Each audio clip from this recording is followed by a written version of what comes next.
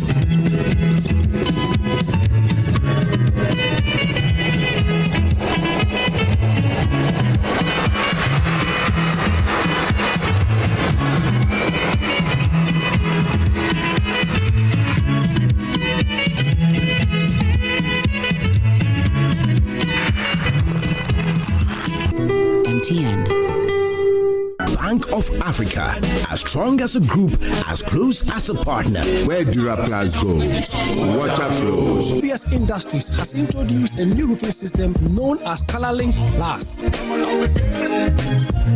Flamingo paint, simply superior. Syntex tank, are you strong? Are you tough? Cherry Tree Properties. We develop spaces as though we were going to occupy them.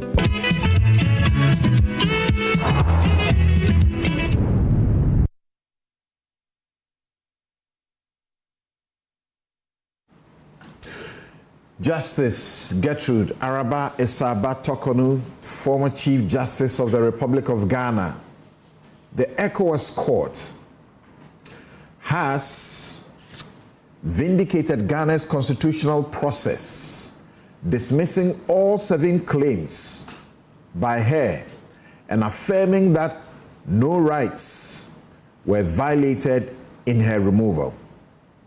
Is it really a vindication of Ghana's constitutional process? Was this justice? We ask. Does it also portend what is likely to happen in the Supreme Court of Ghana, with the cases pending for determination shortly? Editor of the Herald newspaper, Larry Dogbe. The High Court in Accra insists that Larry Dogbe's defiance of its injunction order was willful and flagrant, justifying his 7-day jail sentence. Well, he spent a day in custody or not at all. He's on bail a day after the conviction and sentencing. Is there media freedom under attack? The NPP's disciplinary committee is set to enforce the party's cohesion. Will it? Investigating Kennedy Japan's threats to expose secrets. Is this discipline about safeguarding unity or silencing a maverick whose revelations could unravel deeper truth within the party. At the Narcotics Control Commission, there is concern, but they say they have made a significant bust, arresting a kingpin in the record $205 million bust. They say Ghana is cracking down hard, and they are warning about school infiltration, among others. We'll find out if the threatened drug crisis is being taken on head-on by the NACOC. I'm Samson Ladia Yanini. This is Newsfile. This is your most authoritative news analysis platform. We'll be right back.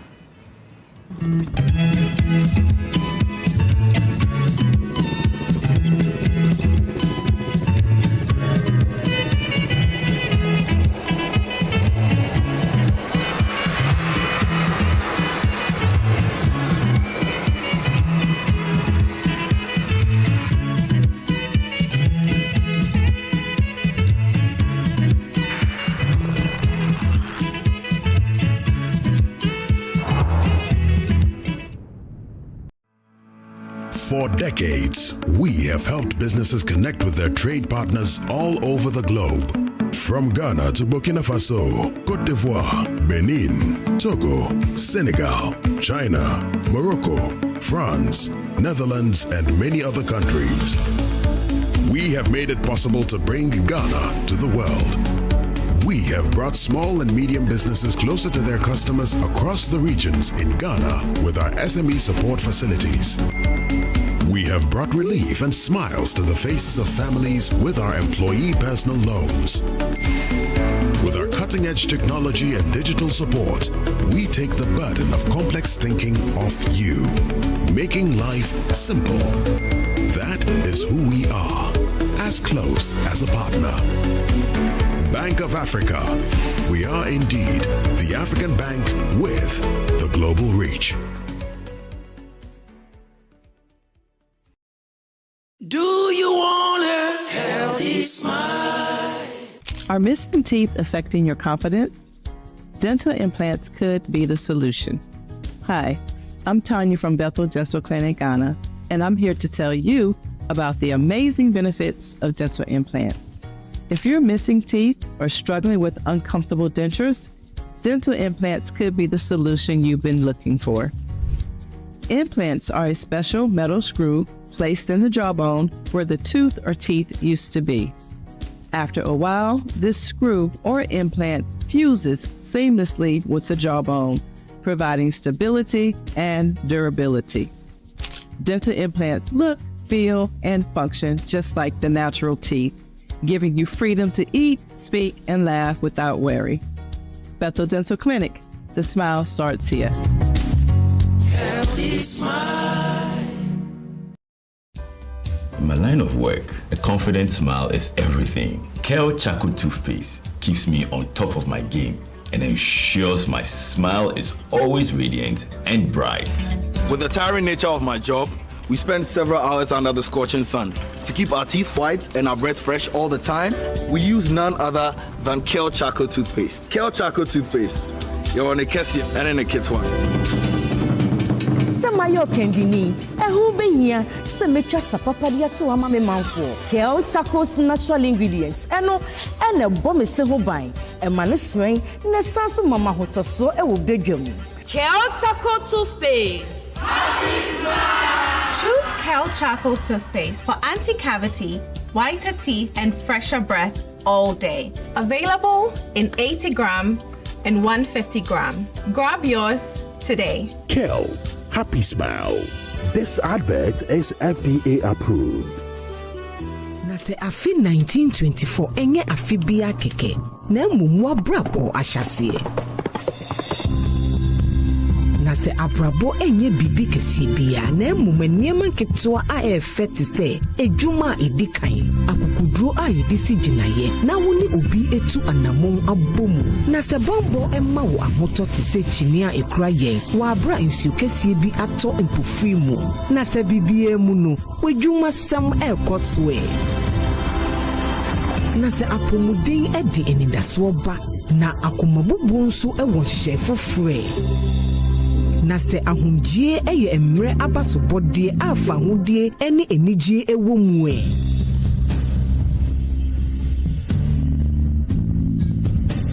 na se wabrabo mu nsem egina wo fie ene wedwuma sem ho nso na se ye di odo bata ne ayahwere ho a yenkredie ebeye fe.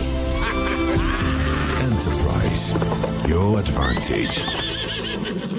Welcome to Sulas Enterprise, the shop that deals in industrial machinery such as generators, rice millers, water pumps, compressors, and mowers. From the smallest to the largest capacity, at Sulas Enterprise, we give you nothing but the best from the best brands such as Honda and Perkins. When it comes to our generators, we also sell mowers coming from brands like Honda, Briggs and Straton, and Oleuma. And when it comes to our water pumps, we offer you brands like Lily, and Pedrolo water pumps. We also sell rice millers for all capacities. We are located at Spentex, Kakalika Plaza. Also, find our various locations as displayed on screen or call us on the following number 0243-839-463 or 0554-154-416 or 0240-541-493. Sulas Enterprise, where quality meets affordability.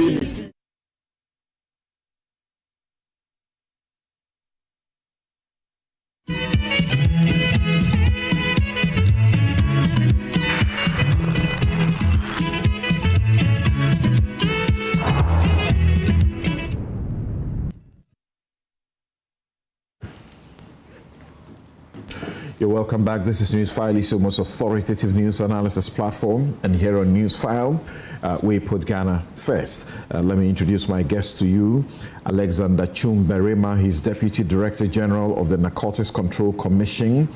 Dr. Arthur Kobina-Kennedy is physician and political activist. Oliver Baka-Vomawo is constitutional rights and policy strategy advisor at the Democracy Hub.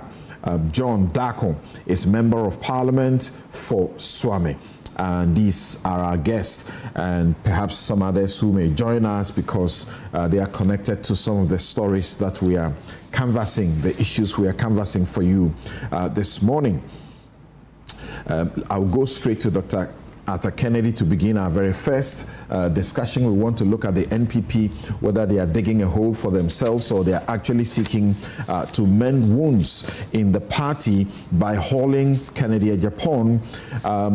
Some members have hauled him by petitions for disciplinary action, and the disciplinary action will be to the effect that he is put up anti-party conduct by the comments he has made recently, suggesting that the party in government didn't do so well and defaulted in a number of projects, including the Afari Hospital, military hospital, that came up for discussion, and also that Agenda 111 hospitals was just a corruption, thing.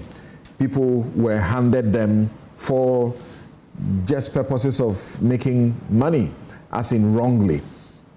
But before I do that, let me make this quick announcement. Yeah, it's an announcement I'm making. The Office of the Upper East Regional Coordinating Council is inviting the general business community, investors, and development partners to a landmark Upper East Business, Regional Development and Business Forum and Exhibition. This is taking place from the 29th of June to July 1st at the Desert Pastures. You know Desert Pastures in Bogatanga, that's Reverend Istuda Nabe's church. And there will be historic a launch of the historic event, which will feature His Excellency the President, John Dramani Mahama, and this is designed to mobilize some 8.6 billion in investment across 15 districts. And it's a comprehensive 10-year blueprint that focuses on driving socio-economic transformation through enterprise, agriculture, resilience, and livelihoods. You know, that's where I come from. And so we're inviting all of you to come and help for our region to grow. Let me go to Dr. Arthur Kennedy first. Thanks for making time to join us, sir. Morning to your viewers and to you. Thank you for being here. Great. So we will soon play some of the matters that have come into focus for which Kennedy Agyapong is being invited, and within 2 weeks his fate has to be determined. You have suggested that there is no basis for wanting to subject him to discipline. Why so? In the face of the conduct which from your party's constitution is not encouraged? Actually, I'm doubling down on my opinion that these petitions and therefore the resulting processes that Honorable Kennedy Agyapong is about to be subject to are unwarranted. I took a lot of time to listen to Ken's initial comments about the Afari Hospital, and then even his subsequent comments after he got blowback. I am at a loss to see how those things are infringements of the party's constitution.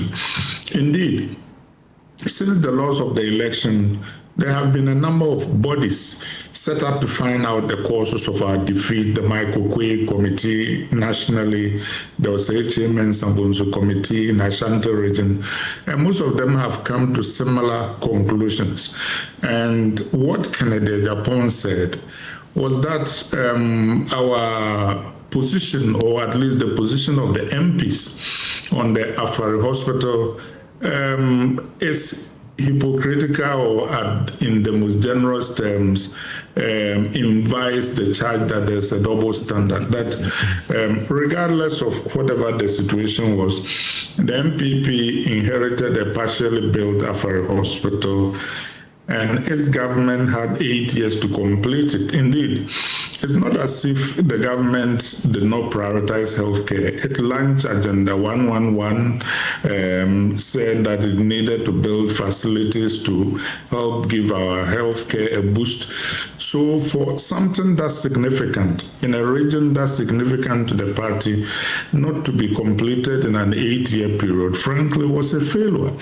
And the Honorable was just making the point, which was obvious to most Ghanaians, and I have made the same point too. Indeed, if you look at some of the data that is out there, Kennedy Agyapong helpfully suggested that he was the chairman of the Parliamentary Defense Committee, and that they had sought to visit the hospital when he was chairman, and the then MPP government had denied them permission to do so, which is exactly what this NDC government is doing.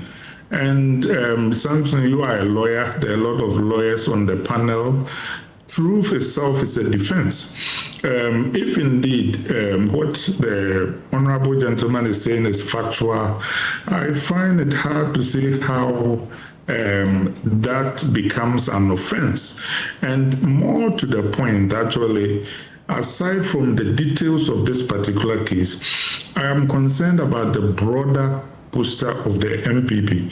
I think that our politics has changed in a way that respectfully those who are running the party are refusing to take cognizance of. Kennedy Agyapong has significant support in the MPP and among the broad public in Ghana. He has made allegations now that he believes that our failure to complete Agenda 111 was partly due to corruption and that contracts were sold. One would think that for the MPP that has been the vanguard of advancing our democratic experiment, that if such allegations are made, the people who would be in the dock are those who allegedly were at the heart of the selling contracts of Agenda 111 to people for profits. This kind of accountability will put the party in very good stead. It will seem that the party is more interested in shutting down the one speaking the truth and calling for accountability rather than the corporates. And I respectfully suggest that maybe if they ought to be disciplinary hearings, those disciplinary hearings ought not be about Kennedy Japon's comments, which are true, but about those who may have been at the heart of the corruption he's suggesting. For example, what did the former president know? What did the former minister of health know? What did other members of parliament know? Because it is worrying that we can start 111 hospitals, which is a very good idea, and be unable to actualize most of them. And in actual fact, on the bottom of his allegations, he does also say that the NDC government is also involved in similar cases of corruption, and he cites his wife, who has been approached with a contract under very similar terms from the MPP allegations that he makes. So now, are we running, in effect, a plutocratic, kleptocratic democracy? Is it your suggestion? A government of rich thieves? Is it your suggestion that at this very disciplinary committee, it's an opportunity for Kennedy Japan to disclose the further and better particulars of the allegations of corruption he makes against the Agenda 111 project and the current allegations against the current government? Absolutely. As a patriot, he has an obligation to do so. He himself has said he's a patriot. But I'm just saying that it will seem that Kennedy Japan ought to be in front of the committee, not as a corporate or the accused person, but as a witness or an interested party, because obviously on the surface of the allegations he makes, there are more significant people who ought to be facing disciplinary action, so that not just from the MPP, but from the Ghanaian government. Right, so that when he appears to this disciplinary committee, he should disclose who it is that approached his wife with the attempt to corrupt her by asking for advance payments of, as in corrupt money, advance payment in corruption, in advancement of corruption for a particular project. And then the Agenda 111, the people who got the contracts corruptly, he should make a disclosure, names, dates, particular contracts, and so on. Is that what you suggest?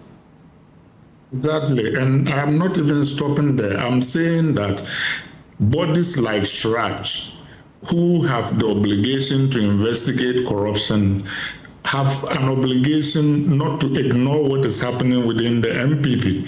I think that the Honorable has opened a very patriotic kind of worms. Of course, we can ask about why he waited so long to bring these things to public, but now we know about it. We should deal with it. And I think that this dealing with it should not be just within the MPP and that they've got the wrong accused person in the dock. And Ghana should follow up on his lead. But having said that, I also want to offer some advice to the MPP. That before the advice, politics is before the numbers, advice, yes. Dr. Kennedy, before the advice, you are saying this morning that Kennedy Japan should be going to SHRAJ or to the police or to whichever law enforcement agency to make full complaints about the allegations of corruption he says he knows about. Is that what you're saying? That's what I'm saying. And even failing his own voluntary approach to these bodies, some of them, in effect, in the public interest, have powers to summon him for information and others who may have knowledge of these things. So I think that the MPP, indeed, consistent with its obligation to Ghana, should be calling more people, and I should expect that Shraj and other bodies, because I am very interested in the idea that there was corruption in the past government, which we've all been talking about, and that there is corruption going on now. So in addition to URA being URA, now we are being told that not only is URA itself not showing enough vim, that the very offenses for which we have been making noise about URA may be occurring under this very government. And if you add the comments of people like Fifi Kwete and others about people making deals to, in effect, ease corrupt people out of harm's way and others, it means that the problem of corruption still exists and it is still destroying this country. You raised a question, a legitimate question. If Kenneth Japan knew about corruption under the Agenda 111, why is he talking today? Why didn't he say anything about that earlier? Why didn't he report to the police, OSP, Iyoko, or Shraj then? Why didn't he report to the party or the president at the time? They are legitimate questions, but of course, what do they call it? Confession is good for the soul. So it is better late than never. These issues are still live and very legitimate. And not only that, the MPP ought not to be angry at him. They should be angry at those who did this, because it was part of why we faced the defeat on the scale that we faced it. Having said that, you said my advice before we go is to the advice, you said the MPP should be angry at those who did this. Explain that. What do you mean by those who did this? Those who, in effect, corruptly distributed the contracts that prevented the completion of the Agenda 111 hospitals. Indeed, I can say that they have blood on their hands, because you are taking the allegations as facts. On the surface of it, if what do they call a fish comes from under the water to say that when he was coming, the crocodile was dead at the bottom of the river, we should take that as, because Kennedy Japan is not a lay person just banding charges. He was an MPP insider, a member of parliament. So I presume that if he is saying this, he must have some significant knowledge of activities that occurred. Not only that, contemporaneously, we all know that there was a lot of corruption in the MPP government. It's just that we don't have the details yet of all of them. Again, and this is a significant development. But some will ask that this is an individual that you may want to be cautious in taking his word. You don't agree that there have been many occasions where he's doubled in stuff that are plainly untruth? Untrue. That is reasonable, but I am just saying that the MPP should be interested in chasing down the truth or otherwise of his allegations rather than trying to shut him down, because this disciplinary procedure is a gag operation.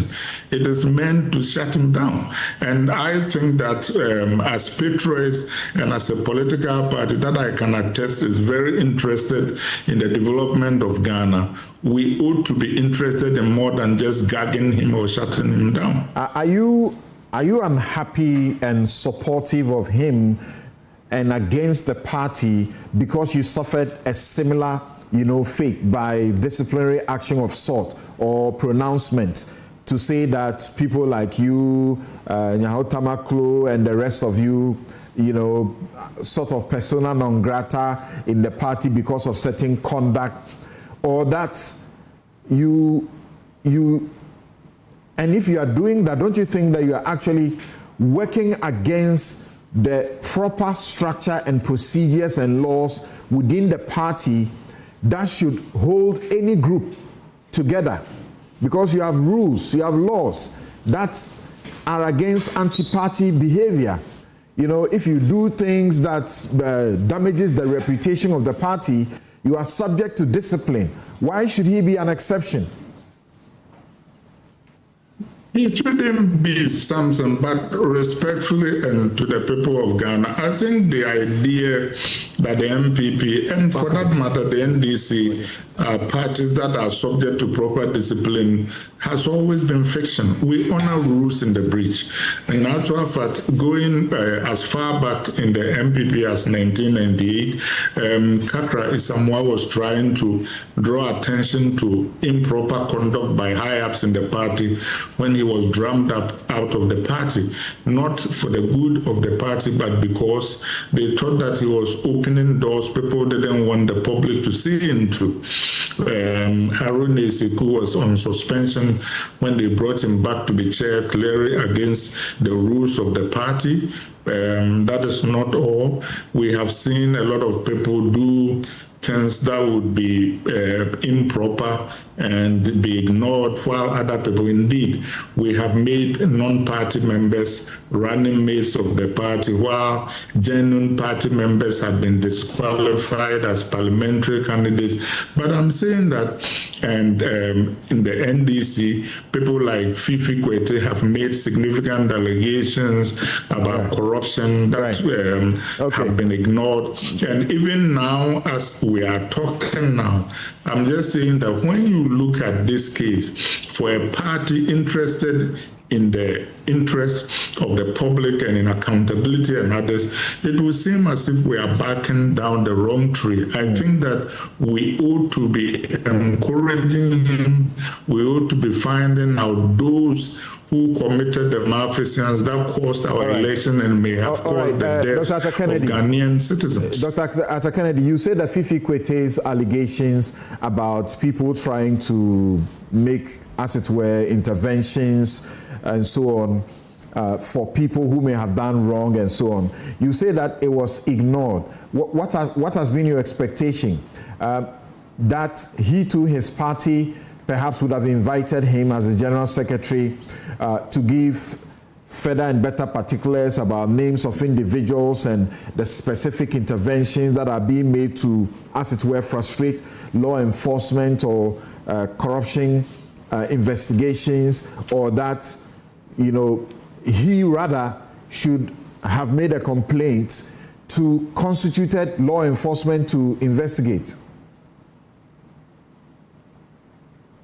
All those are valid points, but I'm just saying that putting all these together and looking at the environment, it will seem as if our duopoly or two major political parties are not interested in accountability.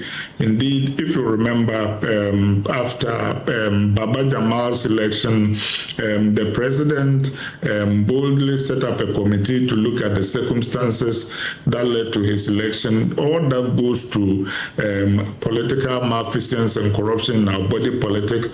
They suddenly somersaulted and found that he did nothing wrong. Before then, 3 gentlemen in the MPP spent the week in which each of them spent 100 million Ghana cedis, in effect auctioning the nomination for the party. Nobody did anything. I'm just saying that the role of corruption in our body politic is undermining significantly the foundations of our democracy. And I want to suggest that the MPP ought to be helping to fight this and reaching out to the NDC to join it so that we clean up our politics rather than victimizing those who are stepping forward courageously to make these allegations, even if belatedly. Right. I'll come to the studio, but before that, you suggest, and the advice you say you will give, we'll take the advice later, but you suggest that if crimes are being committed and somebody is a witness to the crime, they should be doing what you say a patriotic duty, regardless of the fact that they knew about the alleged crimes and said nothing about the alleged crimes until they contested an election internally in the party. They lost and appear to be unhappy and therefore are taking stance against the party. If yes, I do, and you know, my question is it actually a patriotic act to make these comments and make them now without actually reporting them to constituted law enforcement bodies. And you say some of them can invite him. But for example, Shraj cannot invite him unless he has made an official complaint. If he doesn't make the complaint, whoever is being subjected to the process will throw Shraj's attempt to investigate away. I mean, we don't live with angels. You know, all of us are flawed in a certain sense. Yes, ideally, the best time for Honorable Kennedy Agyapong to speak up would have been the first time he got wind of these corrupt acts in relation to Agenda 111. But he didn't. The important thing is that he's doing so now, and the statute of limitations have not run out. I'm just saying that how do patriotic people report crime? How do patriotic people report crime?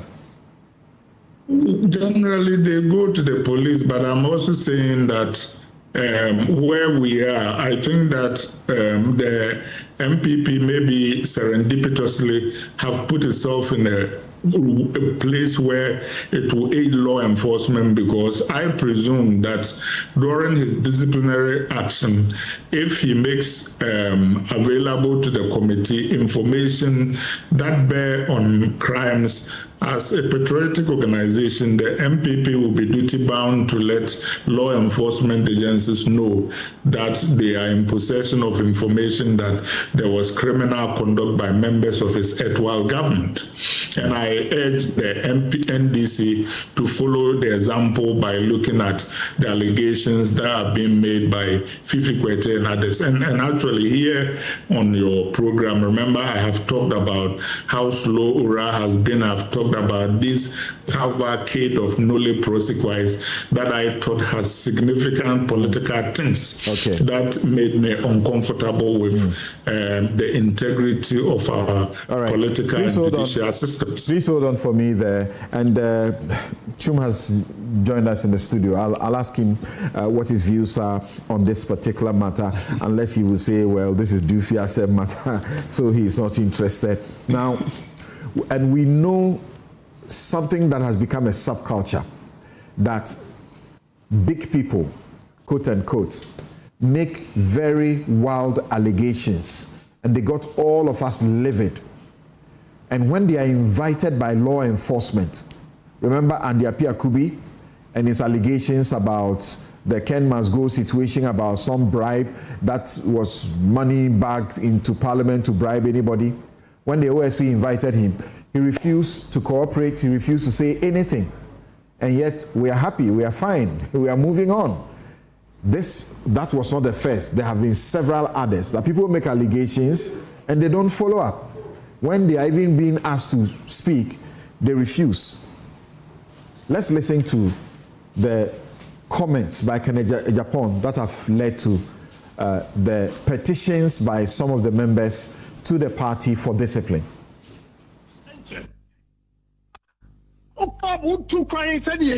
And respect you that be do who be to say cock me ya prime trim. When you near better. And before we are ready, me say June, July 2027, me no more action. And what Ghana, you'll be surprised. You think I'm stupid? I'm stupid to come and follow you guys again? I'm stupid? Honorable. We have a 10 cents of Kennedy Agyapong. No wait and see what will happen. Me catch them. Me see me slow happening. No wait and see. I've given you the time. Say June 2027. You see action in this country. Oh.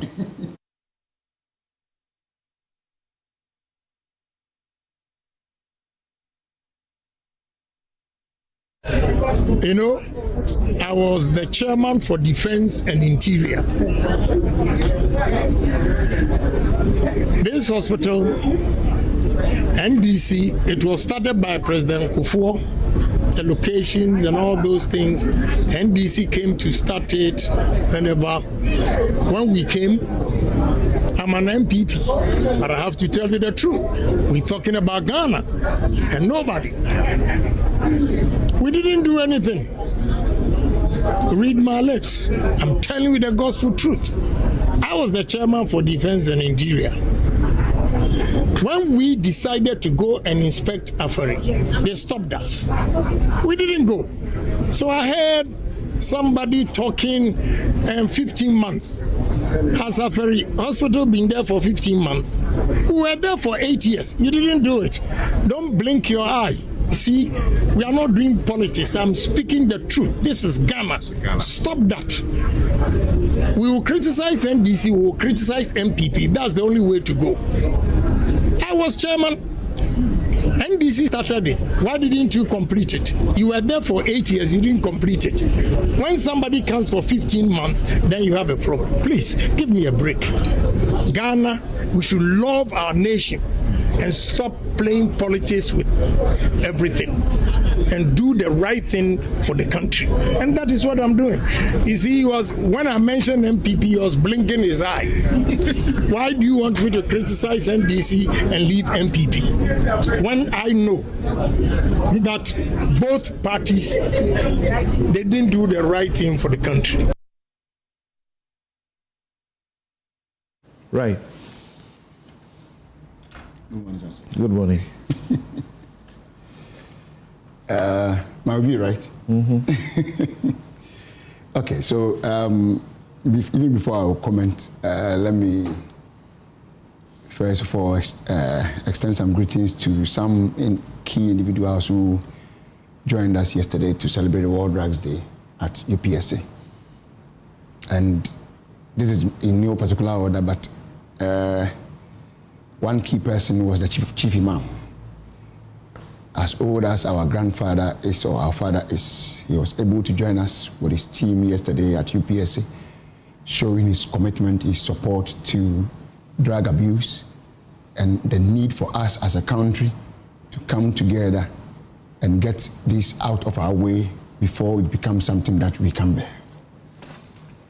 And also let me thank the Chief of Staff who came in to represent the President, and the message also that the President gave to us, which was played live video at a program, also showing his utmost commitment to the fight against illicit drugs, among others. Then finally to congratulate my boss, the Director General, who, as at yesterday, had been promoted to the rank of Major General in the Ghana Armed Forces. A very big congratulations to him. Now to Ken's issue. Let me take it from the audio or the videos that you played.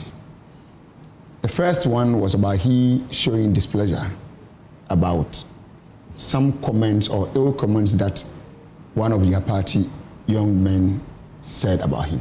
And that was after this comment, the last comment you heard. Yeah, the last comment he made, things were said, and then he reacted. So you go ahead. Go ahead. Yeah, it's fine. Yeah, so he was mentioning that somebody has said that I think they've opened his head or something. I mean, clearly, we do politics. My brother sitting on my left is an MPP. We meet and we do our politics. But insult to someone who may be older than you or even your mate is not right. Say your issues, criticize constructively, whatever, but not to single the person out and use things that might have happened to the person not intentionally. Even if it is true that they've opened his head, it might have happened out of medical grounds or reasons. This is not something that you should use against the person. Does it matter that the person you are dealing with actually is a chief doer of what you say should not be done, the use of insults? You see, the fact that the person you even is doing it doesn't mean you should even copy. Okay. You understand? We cannot be sitting here and say that because somebody is insulting, I'm also coming to sit here and also insult. I mean, that is wrong. But they say that you know law. They say that he who comes to equity must come with clean hands. Must come with clean hands. So if you are known to be insulting all the time, and somebody insults you back, should you be this angry and threatening your party that in July of 2027 they should get ready? You are not stupid to follow them. You will show them a whole lot of things. So I mean, we will come there, but let's still dwell on the issue of insulting politics. Something. It doesn't matter what the person was. I know. I mean, if you have to go on Ken's issue and whatever you have said in the past, you play and play and play. In fact, it will take the whole show. We know. But my point is that it is wrong, because whenever he was doing that, we are condemning him. That what he's doing is evil, what he's doing is wrong. He didn't need to press them. No, I mean, we can cite and cite and cite. But we still don't have to promote it. No matter whom he was doing it to, whether to his own MPP people or to the NDC side or to whoever, it is wrong. We don't have to apply or attach insult to our politics. Let's deal with the issues, let's criticize ourselves, I mean, give alternative views or arguments, but not to be singling individuals out and be attacking them or by insulting them. No, that one is wrong. But now the other issue is that I think when he went to the police station or something, he was interviewed and he was mentioning his colleagues who had gone to Afari Hospital, I mean, demanding its completion, and then his point is that, well, you were in power for 8 years. Afari Hospital didn't come yesterday. It has also been there, I think, if I'm not mistaken, from the 2012-2016 era of John Dramani Mahama. That is when that hospital commenced. Unfortunately, the one who started it couldn't complete it because of change of government. He left. A new government came, and the government or governance is continuing. So once you come in, you inherit liability and assets. For that reason, whatever you met which was good, you continue. And hospital is one key thing that you can never downplay. Do you think the party people would have been angry if this is all he said? Because he said, they did nothing. But what did they do? Did they complete it? Oh, I thought you knew that they did something. They completed it. We have facts. Not completing. He said they did nothing. So Dr. Nsiah-Sarray and the others came with the facts to show the same Dr. Nsiah-Sarray was quoted by Dr. Bawumia in a video that I watched that they have been agreed or scheduled a date to commission the hospital. Was it done that year or that time that, I mean, his vice president, the then candidate, mentioned? The answer is no. The answer is no. But if any government will push for something for his people, it should have been NPP in the Ashanti region. Because this hospital is situated in the Ashanti region. Their strongest hold. So even if they would have turned blind eye onto any policy or property or program of a government, it shouldn't have been something that is situated in their own stronghold. Which they know that the pressure that is on Komfo-Anokye is overwhelming. Almost every other region close to Ashanti region comes to Komfo-Anokye whenever they have an extreme case that they can handle in their region. So with you having that military hospital in Ashanti region was a plus. And you should have done everything possible to make sure that at least within 4 years you should have just gotten the hands off it. But what happened? The answer is no, they couldn't finish it.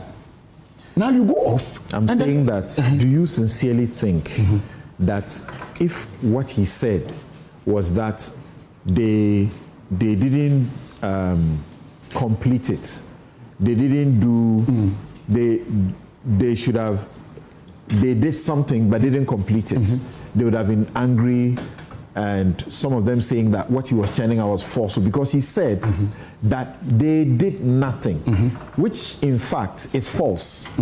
So if he, who was chair of the defense interior committee, which he touts, goes to a place to talk when this matter comes up, and he says the MPP did nothing, should they be concerned? Okay. So reasonably, if they knew that they did something, they would definitely be concerned, because they would think that whatever you are saying is not true. And the fact is that they did something. But you see, whether they completed it is the question. Something. Let's ask ourselves a very simple question. What was the timeline for the hospital to be completed? And how long were they in power? Was it scheduled to be completed in 4 years, 5 years, 6 years? If the answer to any of these questions that I'm asking comes lower than your term of office, then the question is that why didn't you complete it? Why did you leave it hanging? Is it because you are not interested? Because if you were interested, you would do everything humanly and reasonably possible to ensure that it is done and done well, and commission it for your own people, your strongest hold. If you are attaching politics to it, it is your strongest hold. So anything possible, you will not even if you need money, I mean, you needed to borrow. You would have borrowed to fix that hospital or to complete it. Do you understand the point I'm making? So once you left it and didn't get it done, he is just letting you understand that you don't have the locals to be questioning somebody who has been in power for 1.5 years when you were there for more than the term that he is in. And couldn't finish this thing, even when you had even mentioned or scheduled a time or a month that you had wanted to commission it. What happened? Sharia Hospital in Bosumju constituency or district. That one too was not completed. All the things he was mentioning are factual, they are true. You understand? They are true. But now, me, the interesting thing was, is that when I saw the video of the young men persons who said they were going to file the petition at the, is it the party office or to the National Council rather? And those rather who are going to file a petition, I rather fight among us. So it was the interesting thing. So I said, you that is going to cause somebody to be disciplined, you are also indisciplined. Who does that? You understand? There's nothing wrong if the party thinks that whatever he has done, they need to take him through some disciplinary procedures. Every institution has its own rules and regulations. If they think that his actions or his conduct violates any of their constitutional principles or whatever, they have a right to take him through. But one thing is that they should be careful. Because you see, whether you like it or not, Kennedy Japan has followers. Whether you like it or not, there are people that no matter what they throw their support for Kennedy Japan. Looking at your state now, politically, your strength, having gone for a national election and lost so much votes, even though you tend to be blaming, that, people didn't go to vote, which is a lie. That because people, your strong people did not go to vote, that is how come you lost. It's not true. If you have to go by that argument, you see that it's never true. But having lost such an election, and then you trying to put yourself together, I remember not long ago, I saw the General Secretary saying that, they are going to do everything possible to bring people together. Okay. So if the same person, if you want to bring people together, want to also take away people, then the question is, what precedent are you setting? Let me turn the question this way to you. Because I discovered that for some aspects of the information, you are disinterested. So, if somebody in your party, regardless of their status, made the comments he made that when you were in power, there was a hospital project commenced by one government, and when you came in power, you did. No, he said you did nothing. Okay. So you shouldn't be complaining today. You did nothing, and because that person who is a member of your party, I was in the Defense and Interior Committee of Parliament. I was the chair, so I know the facts. And then you, the party, know the contrary facts.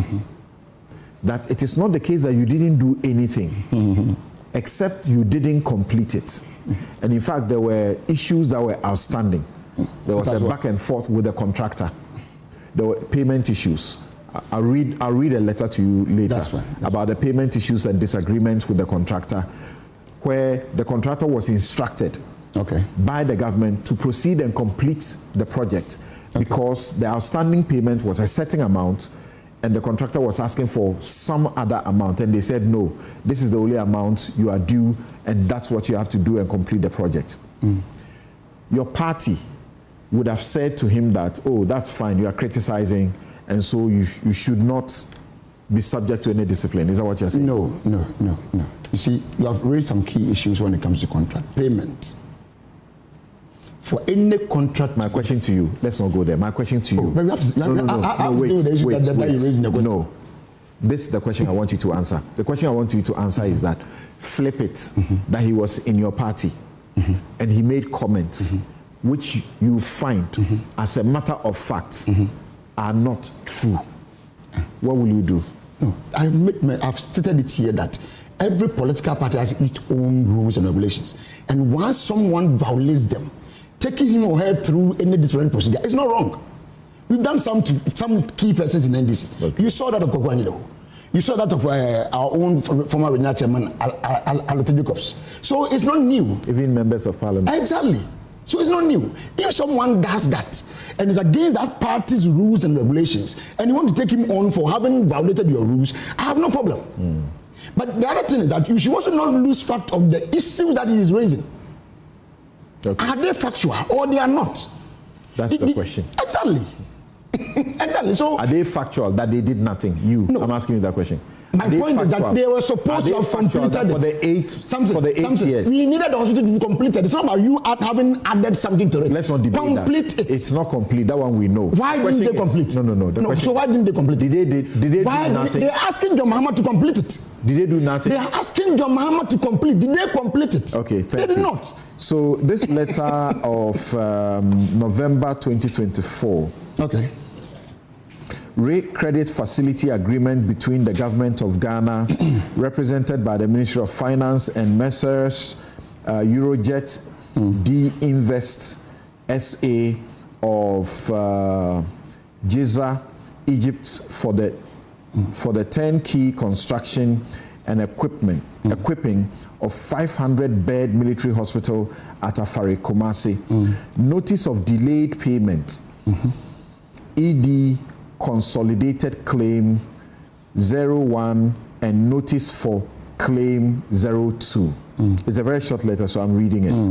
Under the hand of Dr. Muhammad Amin Adam, who was the Minister for Finance at the time. It says, we are in receipt of your letter dated 5th July 2024, requesting for payment of 6.5 million or so, 6.5 million US dollars from the initial claim of 10 million US dollars. Okay. 2, you will recall that in your letter of 14 July 2023, you agreed to the payment of 3,500, or is it 3,500,000? Okay, US dollars, being the outstanding claim value and associated financial cost on the project. This followed discussions at which we negotiated for you to complete the project with that amount, the 3.5. 3. It has therefore come as a surprise that you are making a claim for the balance of 6.5, barely a month after the negotiated claim of 3.5 was made. We are therefore, by this letter, informing you that as far as our records are concerned, this ministry has settled the full amount of the claims made by Eurojet D Invest. You are duly requested to take the necessary steps to complete the project. We count on your usual cooperation. What do you say about this? I mean, this is government writing to the contractor, if I'm right. Replying the contractor. Replying the contractor, yes, based on his request that he has made, that he's requesting for 6.5. But the government is claiming that prior to that request, they had made some payment, or they have agreed, or they have negotiated to a fee of 3.5. So having paid that money, they don't owe him again to pay him more. You see, another thing that we also have to check is that once you delay a project for so long, certain costs that you should have incurred earlier increases. This was 2 months after. I'm coming. His letter, 2 months after they negotiated, okay, so the point, and finished what he requested. So what if whatever they negotiated? Within the 2 months. Agreed. You are saying that what? No, agreed. What if whatever amount they negotiated, at some point, maybe the contractor too didn't agree to that figure? Because the letter said this was agreed. Yes, this is a side of government, but we've not seen the side of the contractor. But my point is that what if that, at that point, or after that, they met, and maybe they went back and realized that no, if you had to agree to this, ABCD will be happening, that we will not be able to finish this work. And that is how come maybe they are coming back with a different figure. It is possible. You understand? It is construction. Once you understand construction, certain things are permitted. So what if they came back with some this based on the claim or the grounds that if we should accept this 3.5, we will not be able to do the work as we want us to do. Because the government is instructing them that having paid you that money, go back to work and go and get the work done. But maybe they also believe that if they should go back, they will not be able to do the work and finish it the way you want them to do based on that rate. You understand? So we can't just, take one side and then draw a conclusion that because government wrote that letter to them, everything was cool, so they should have gone ahead and then complete the work. No. We should know the side of the contractors and then understand why they agreed or negotiated on 3.5, and after some few days or some few months or weeks, they went back to claim more instead of the actual rate that they agreed on. There will be a reason. We can't just show that reason that they might have cited, and then I just go on to the point that because government wrote to you, you should have just gone hide and then do it. Thank you. John. Yes. So the question is being asked you guys, what is it? He says you are acting hypocritical. You are pressurizing a government barely 2 years to complete a project that 8 years you didn't complete, which was started by the previous administration. That is hypocritical. Well, I mean, thank you. And he said you did nothing. Yeah. So what is all this? Now you go at him and he's threatening you that be careful, because in June or July 2027, you guys will have him to deal with, because he's going to show you something. Showdown part 2. And that Agenda 111, you gave it for corruption and so on. Samson. Thank you, and good morning to your viewers and listeners. I mean, I think that as a party, we've taken a position on this to refer the former MP to the disciplinary committee, and I hope and believe that all of us will just make sure that we await the decision of the disciplinary committee on this. I have known the Honorable Kennedy Japan. I have served on the same board with him, so I know him very well. And the members of the party, we know him, we've had very good relationship with him. I don't think that this is the time for us to be fighting in public. My advice is that as party members, we await the decision of the disciplinary committee. He's a member of the party, a good member, as that his contribution to the party cannot be underestimated. He's paid his due. He served the party in parliament for 24 years. And so his stature in the party cannot, like I said, be underestimated at all. And so for Dr. Kennedy says he's literally a whistleblower at this time, and he needs to be supported rather than taken to the Sahindrin to be crucified. No, but if you go to disciplinary committee, it doesn't mean that you'll be crucified. I mean, the party has structures. If you have any issue, you go through that particular channel, you know. And so the party will sit down with him, the disciplinary committee will sit down with him, he will air his views, they will listen to him. They may well come out and say that, look, after sitting down with him, we don't think that there's any issue, we should move on as a party. Because really, if you look at it... You're saying that after sitting down with him, they may come and say there's nothing. Yeah. When the man says that Agenda 111, you gave it to corruption. He knows as a matter of fact. No. I mean, look, these days you're going to hear a lot of these allegations. The NDC has said words about us, and of course he's one of us.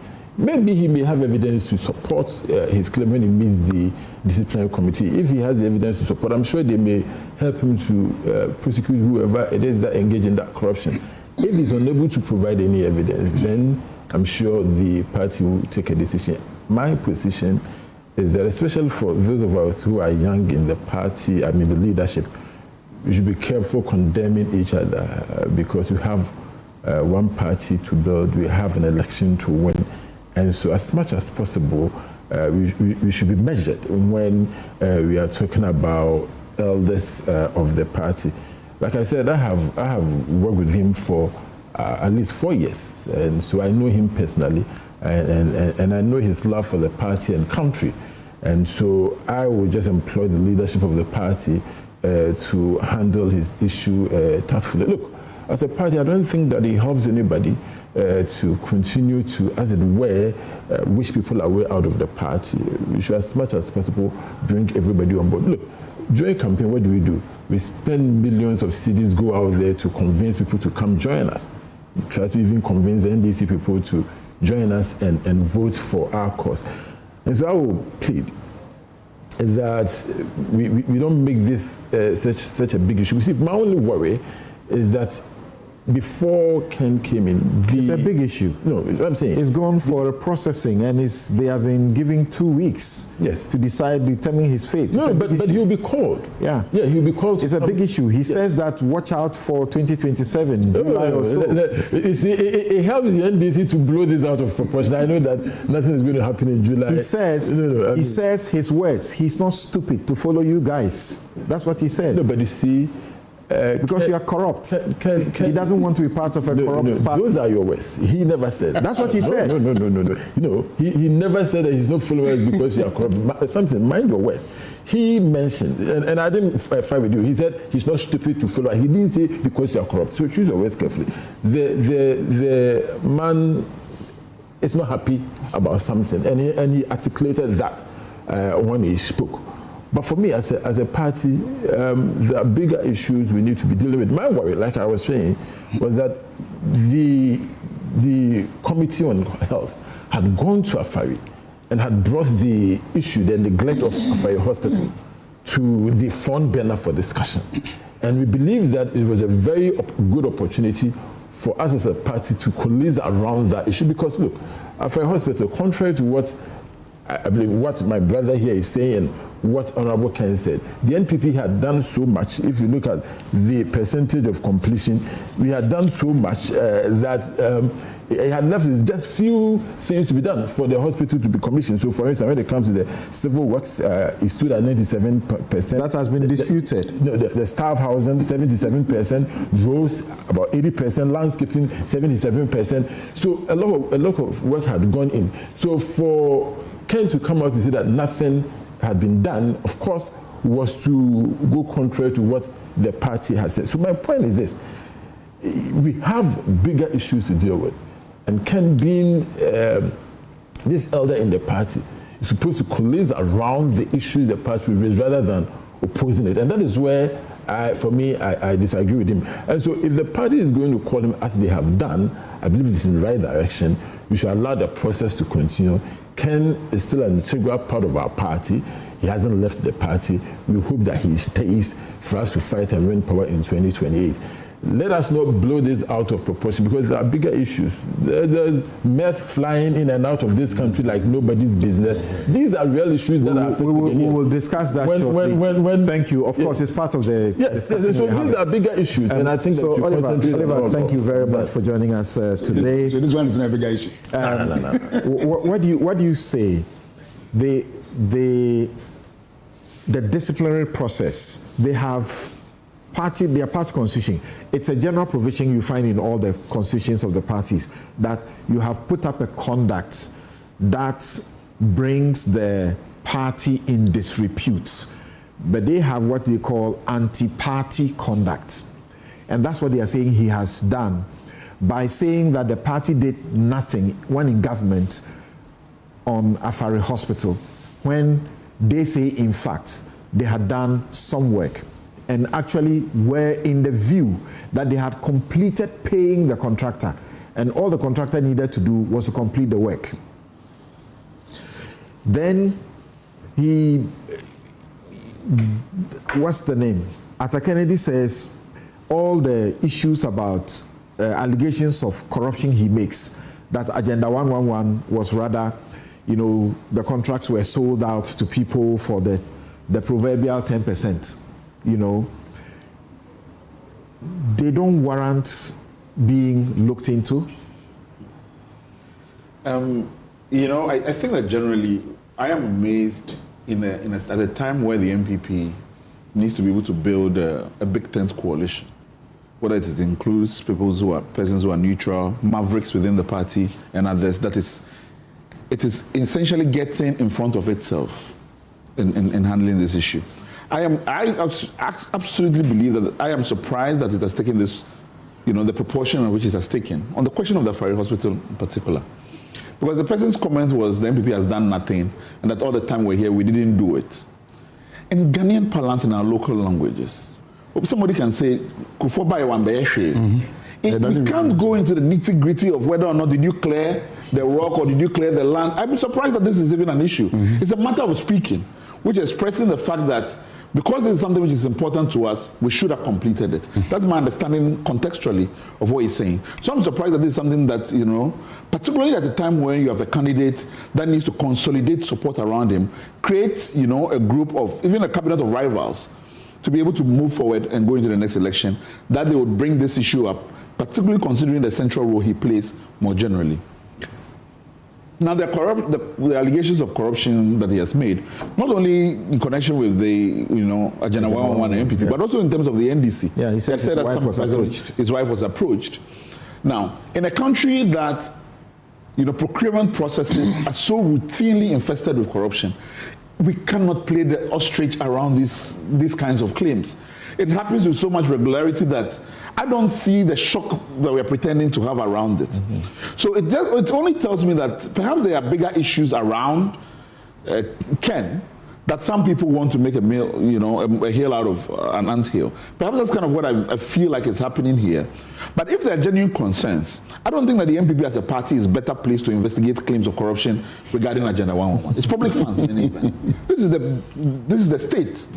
So maybe the MPP issues a statement and says, this and this and this is what we did in connection with Afari Hospital, and these questions he has raised, we are referring them to the Attorney General for them to look at and investigate. We end the matter. You know, so the MPP rather should be doing that. The MPP should do that. Referring to Attorney General. Yes, he has an interest in transparency. Unless we are saying that, you know, we are so interested in that not looking into the claims, because you have no mechanism. My brother here was talking about evidence. What mechanism do you have internally to investigate questions of corruption, and what evidence should be presented to you that Ken would have done so that you do what with it? Then come out and conclude that, in fact, he has proven the allegations of corruption against us, so we are not taking steps against him. It's not going to happen. So why don't you refer it to the appropriate authorities? We close this chapter and Ken moves on. Ken is always going to be Ken in terms of his approach. I believe that it has a way, I think it works for the MPP. I generally believe that there's a core of people in this country that have lost trust in the politics. And that he mobilizes some people with sentiments of distrust against the political class. And so that I think is a tool that the MPP needs to figure out how they harness. But what they are saying is that he cannot throw the stone, cannot be the first to throw that stone of corruption. Because when you hear amongst them what they say, and they said it even ahead of the internal party contest, that he cannot exactly say he's a self-made man.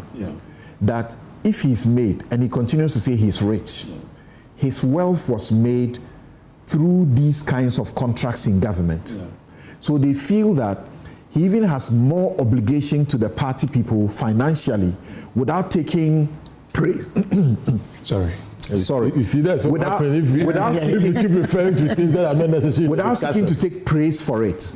Because you have money that is not exactly yours. The Kufuor allowed you the opportunity by giving you these contracts. We have heard you blackmail government to give you contracts and so on and so forth. So you should be the last to be pointing fingers. Listen, it's a funny thing for me, generally. I think that one, I have a general, distaste for these procurement-created billionaires that abound in our politics, and politicians that, we reserve. Procurement-created billionaires. Now, I think that it's disingenuous as well, that the response to this claim would be that, but we aided you in your corruption, so keep quiet about the other corruption. That can't be the response on how we want the public to engage in the conversation. I heard those allegations during the primaries and some of these things that came up, that they themselves as a cabal know, and our political parties know the kinds of, procurement machinations that they do. It can't ever in proper conversation become a tool that is said, but don't say it because we also know other things about you. Then what is your responsibility towards? To we, the people of Ghana, or that we have created, an internal mafia that we sort each other out with deals at the expense of the Republic, that because you have been sorted enough, you shouldn't sort out the other one. I'd rather they fight each other to the extent that it becomes matters that the state is interested in prosecuting and interested in them. So I encourage Ken to speak so that we, those who are interested in how the public purse is protected, can figure out how those procurement deals were made that, corruption infests them. So that's for me the bigger thing. But as a party generally, I think the MPP has taken the wrong approach in terms of how to. And it's also a party that hasn't figured out quite well how to deal with Ken. And so I see a lot of false starts as we go. How do we bring him on board better to be able to keep him in? Okay, I'll ask you whether you expect that. Arthur Kennedy says he's being patriotic in bringing out these allegations. Do you agree? No, I don't necessarily. Okay, I'll come for you to establish why you don't agree. A couple of comments. Nana Bain says, are both NDC and MPP not complicit in the non-completion of the Afari Hospital? Didn't NDC under Mills and Mahama 1 equally have 8 years to start and complete the hospital after funding is secured and contracts signed in 2008 plus the additional 15 months? As for ex-President Akufo-Addo, it is a shame that he failed to complete such a noble project initiated by the very government he was part of. Isn't it outrageous that it will take a country 18 solid years to build a hospital that funding had been secured? When will Ghana work? That's a very poignant, pointing to us. 18 solid years. Whoa. And a project for which the funding secured is still uncompleted. I read a couple more and then, come to your question. What are the institutions that fight corruption doing? By now, Kenneth Japan should be answering questions of importance to the nation. If Ghana police could call someone about WhatsApp comments today, is that lawyer Chum talking about people being insulting? Truly, power can make people change. On the internet, on Asempa, both him and lawyer Sami Jemfi and others, the insults on the former president Akufo-Addo, we live to see the glory of God. This is Gamel from Ewutu Obrachre saying, Kwame says that the contractors wrote to the MPP government first in 2023 and again in July 2024. The government responded in November 2024, a month before the general elections. In between, there were some negotiations. This raises a few questions. What had been going on from 2017 to 2023?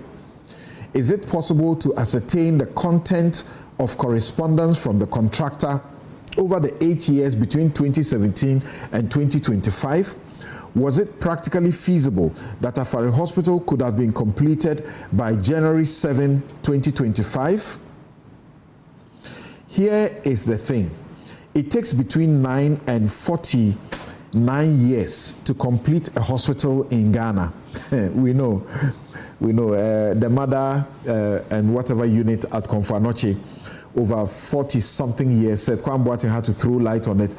I don't know what we are doing. We have to demolish it and build a new one because all the money we have sunk into that place has become useless, really.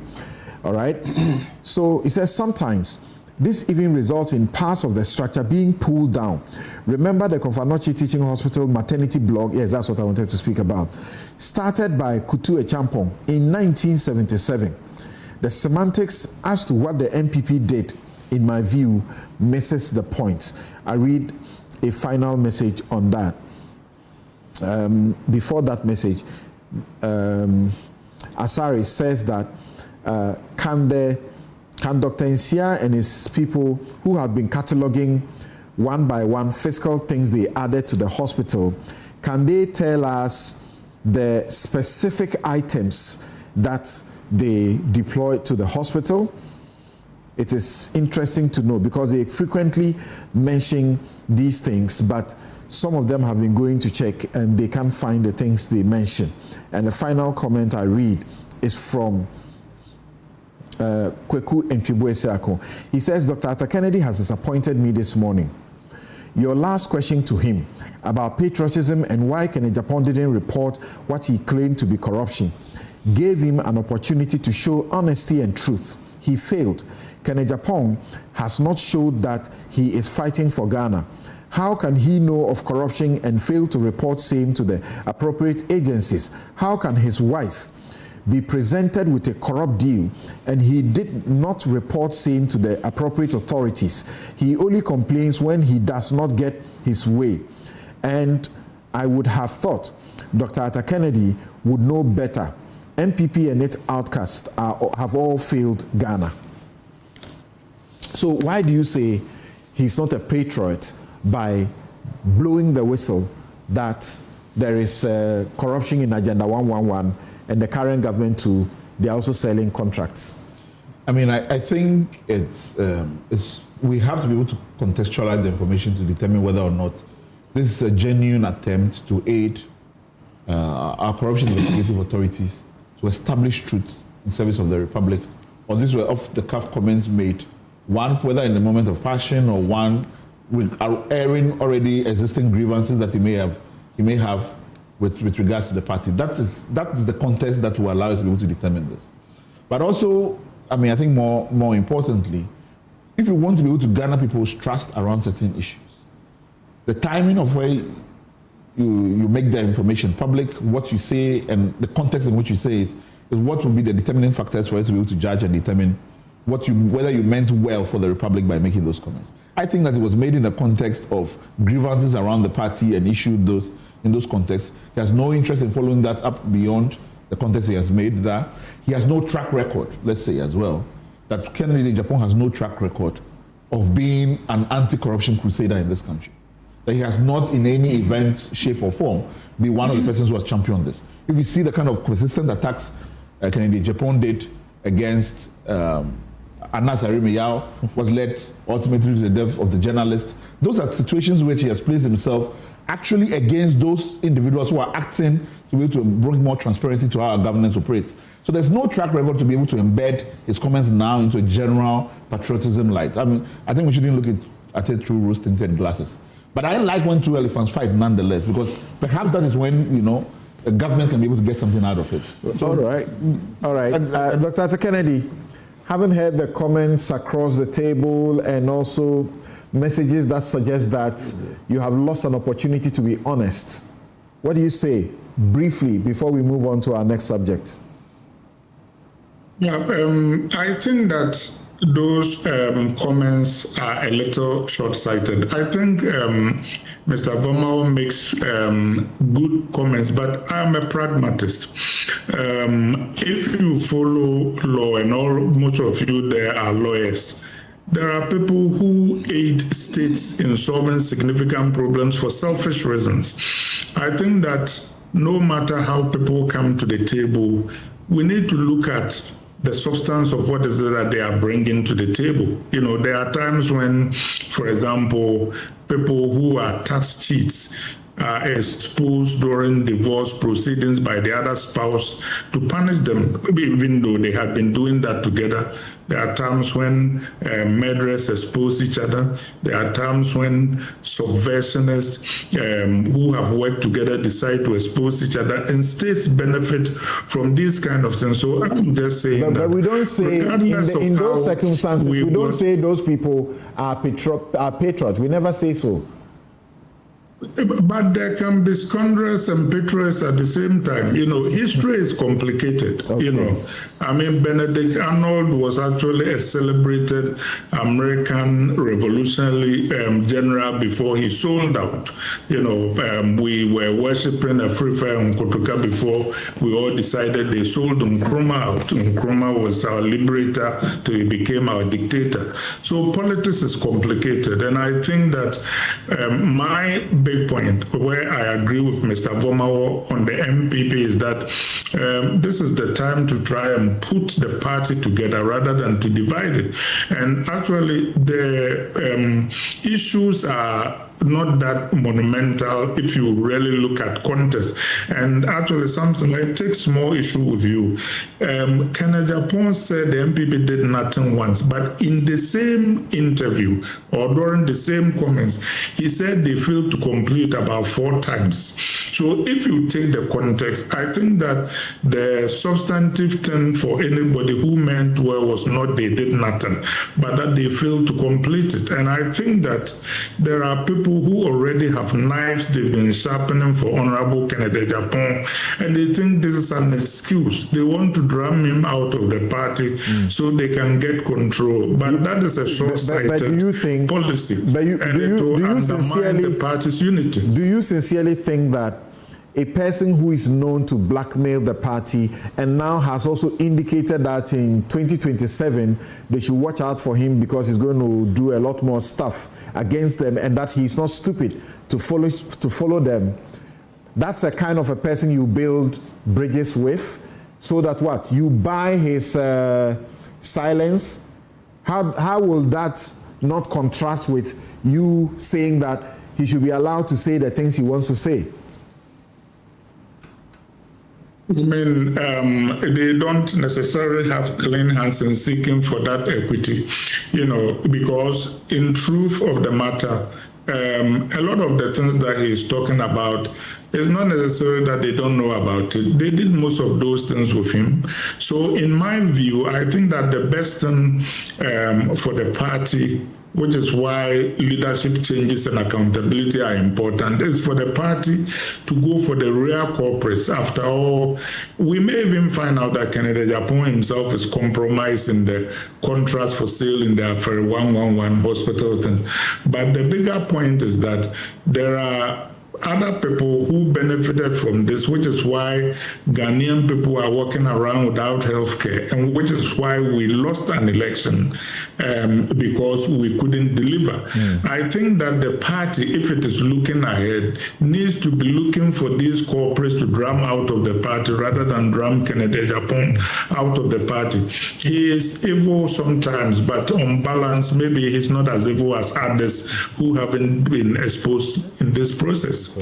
All right, thank you, Dr. Kennedy. This is where we draw the curtains on this subject matter. We'll take a quick break, and when we return, we will give you a good view of what the ECOWAS court has to say about the removal of Justice Gertrude Araba Esaba Torkonoo, and you make the decision, the determination for yourself whether that was justice handed her or not. And we also ask the question whether the decision of the ECOWAS court will have any implications for the Supreme Court's decision that we await very soon. Remember, the Supreme Court, there are a number of cases there, and those cases have been put together and are to be determined very shortly. And she has also gone back to the court complaining that perhaps they shouldn't deliver the judgment at the time they want to do because a few things have not been done right. We'll be right back.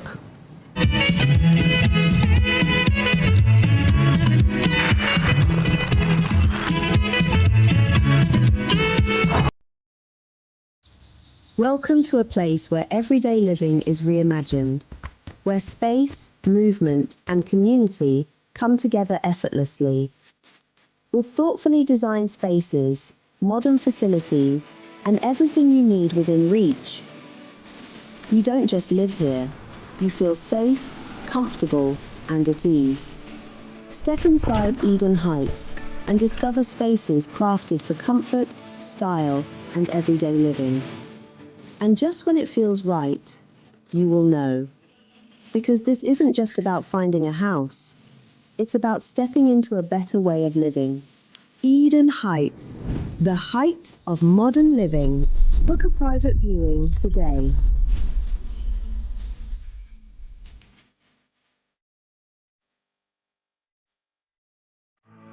For decades, we have helped businesses connect with their trade partners all over the globe. From Ghana to Burkina Faso, Côte d'Ivoire, Benin, Togo, Senegal, China, Morocco, France, Netherlands, and many other countries. We have made it possible to bring Ghana to the world. We have brought small and medium businesses closer to their customers across the regions in Ghana with our SME support facilities. We have brought relief and smiles to the faces of families with our employee personal loans. With our cutting-edge technology and digital support, we take the burden of complex thinking off you, making life simple. That is who we are, as close as a partner. Bank of Africa. We are indeed the African bank with the global reach.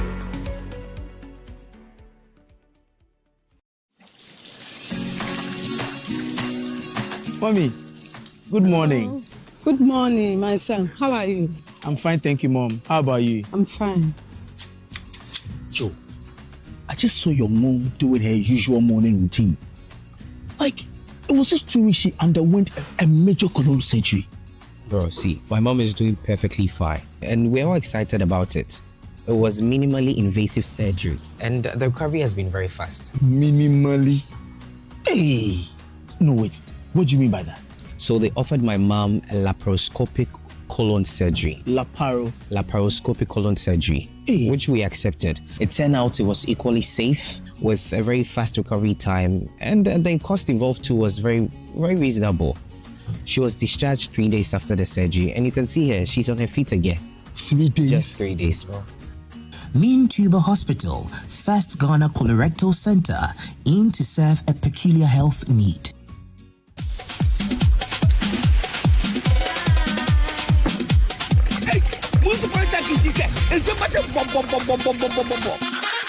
Big game today as Ghana faces England. You forgot the eggs.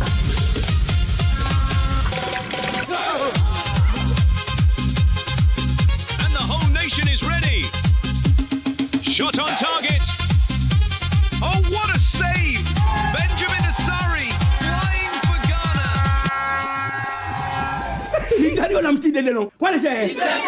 Politics is always safe. Every day, in the moments we love, we rely on clean and safe water that flows from Polytank.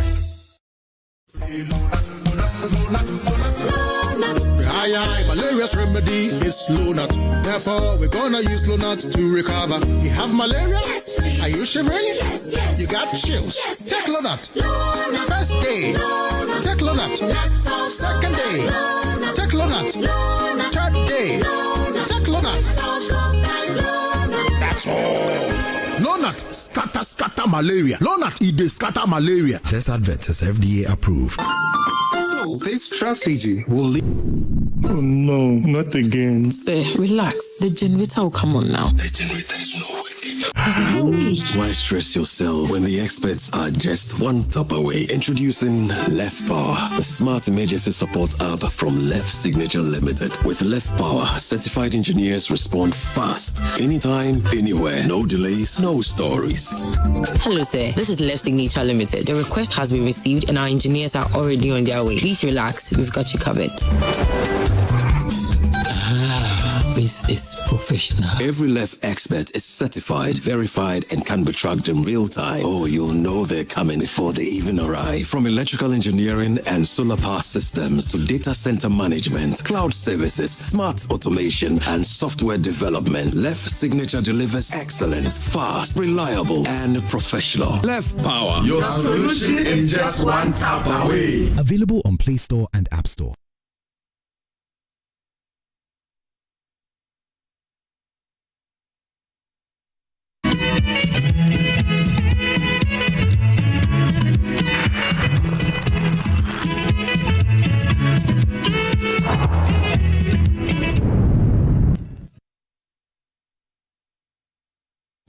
You're welcome back. This is Newsfile. It's your most authoritative news analysis platform. Yes, when we say that, we mean it. Your most authoritative news analysis platform. And here on Newsfile, we always put Ghana first. Ghana first. My guests are Alexander Chum Berima, his Deputy Director General, Narcotics Control Commission, Dr. Arthur Kobina Kennedy, his physician and political activist, Oliver Bakavomowo is Constitutional Rights and Policy Strategy Advisor, Democracy Hub.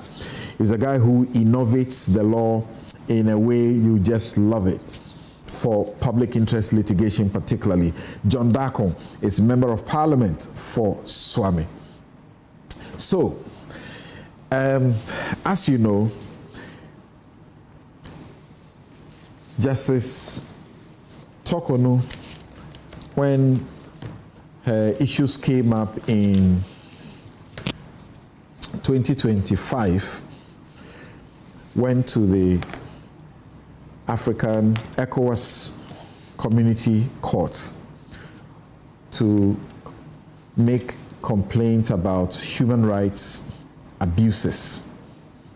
And in that regard, the case had been going on for a while, and just Wednesday or Thursday, we got information that the court had given its decision, and in its decision, it dismissed all 7 claims or issues that the court itself set down to comprise the issues that she was complaining about.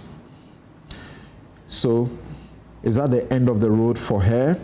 On Thursday, the Supreme Court is supposed to also give judgment on cases, some of which she is the one who filed in the Supreme Court. Asifua also filed a case challenging her removal in the Supreme Court. I think there are about 3 or so cases that are there. There was one she filed in the Human Rights Division of the court that was also dismissed. And there was an injunction she was seeking that was earlier dismissed by the Supreme Court.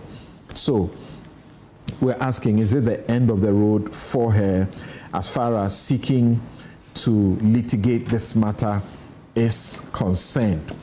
Because the decision that has also been rendered by the ECOWAS court is not subject to appeal.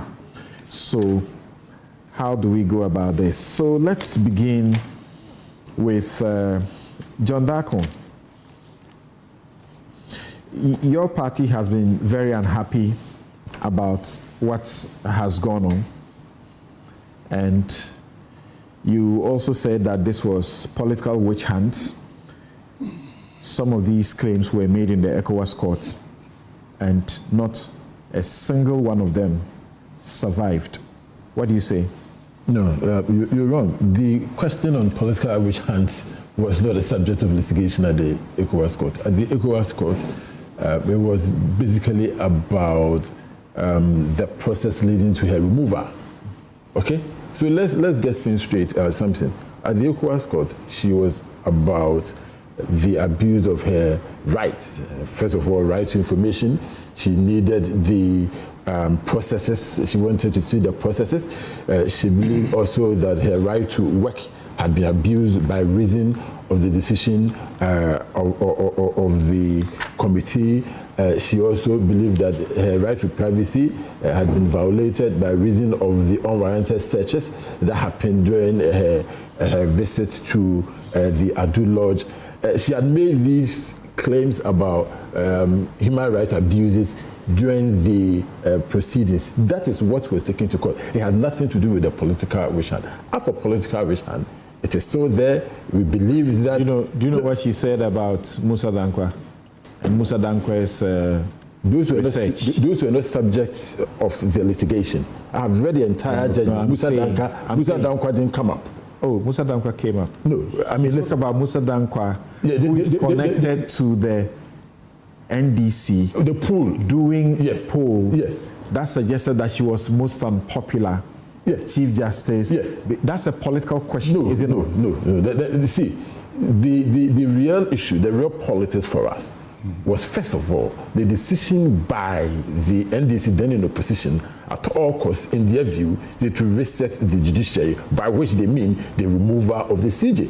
The president at the time, the president now, at the time was the leader of the NDC, made the NDC lawyers, made it clear that they were going to reset the judiciary. They had said that the Supreme Court, they called it the unanimous FC.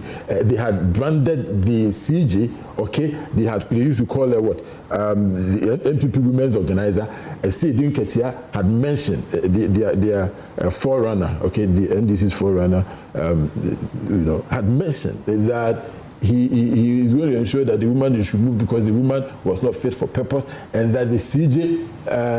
Said this about the CJ. Are you confusing what she said about the Electoral Commission officers to the Chief Justice? Had made it clear that one of the people who must go was a CJ. In fact, you had this interview, I think, Radio Good. I listened to that interview. Has said that the woman must go. He's the chairman of the NDC, okay, and seems to be the presidential candidate of the NDC. You're saying he said this prior to the petitions for her removal? Yes, prior to the petitions, yes. Ketia has said that. How come I didn't hear this? So you hear everything that goes on in this I monitor stations for the purposes of this show. So what the point I'm making is that the NDC, from President Mahama at the time, the candidate Mahama, to the chairman of the party, they had made it clear that this woman must go. They had done demonstrations that showed that the woman must go. It was one singular purpose of the NDC to remove the CJ. That is the point we're making. So that let's go back to ECOWAS court. Hasn't gone away. Let's go back to ECOWAS court. So you brought the politics, and I'm saying that the question about politics was not subject of the ECOWAS decision. At ECOWAS, it was just about human rights. I pointed you to something which suggests the politics. You disagree with it. Can we move on? Because it is in there, part of her arguments. Something. The point I'm making is that this woman has been abused, by the NDC. She suffered the most unacceptable humiliation by the way she's been treated. Of course, she goes to the ECOWAS court. The court says that it doesn't agree with her. I'm not happy with it. But the decision of the ECOWAS court, in fact, the decision of the ECOWAS court is not going to overturn the decision of the courts in Ghana. In fact, the ECOWAS court doesn't sit as an appellate body of our courts in Ghana. And so for me, it's okay that sometimes this is for educational purposes. It's okay that she went and the courts, they've made their decision and you have to stick to it. But the politics, it's still there. Okay. We believe let's help our audience. Let's help our audience. Yes. Let's help our audience. Yes. Tone down the politics for now. We have discussed that for a whole year. Yes. Now, in the ECOWAS court, yes, one of the charges she made against the president and by extension the Council of State was that when the petitions were submitted to the president, it was only through Felix Kwakye Ofosu's statement to the public that the president had received these petitions and was beginning the consultative processes with the Council of State. That's when she got to know about it. Yes. And she said that was wrong. She should have been given copies of the petition before Council of State will peruse and do their prima facie determination. Yes. And that her intervention would have helped them in their determination of the prima facie decision. So she said that she needed to also give a response for that prima facie determination. And because of that, it was a major ground. It's part of the grounds before our Supreme Court. Yes. The ECOWAS court disagree with her. Yes. What do you say about that? Look, and that's the beauty of the law. You hold a position, somebody disagrees. If a decision is made, you move on. But I think that her point shouldn't be brushed under the carpet. This whole process, in fact, the court said that in their view, they don't even think that Article 146 requires that prima facie determination should be made. But they refer to the Ghanaian court's jurisprudence and said that this is what the Ghanaian court says, so they think that should be done. It is important that for us to, as a country, for us to move forward, if a group of people, a committee or a person is supposed to make a prima facie determination, we need to come to a position where we agree that at least that person should, at the minimum, be given the opportunity to make his or her views known before that prima facie determination is made. This is the case she's been making, and we all tend to disagree. We believe that this is administrative, and that's where the court said that it's administrative. They can look at it and make a decision whether this should go forward or not. They call it the filtering process. Yes, the filtering process. As argued by the Attorney General. Yes, that they believe that this process. You see, it's interesting. The way law works, this will turn 360 very soon. in my view, in the near future, and those who are making this faithful argument, you see, we need to be truthful to ourselves as a country. What kind of democracy are we building? But she denied that.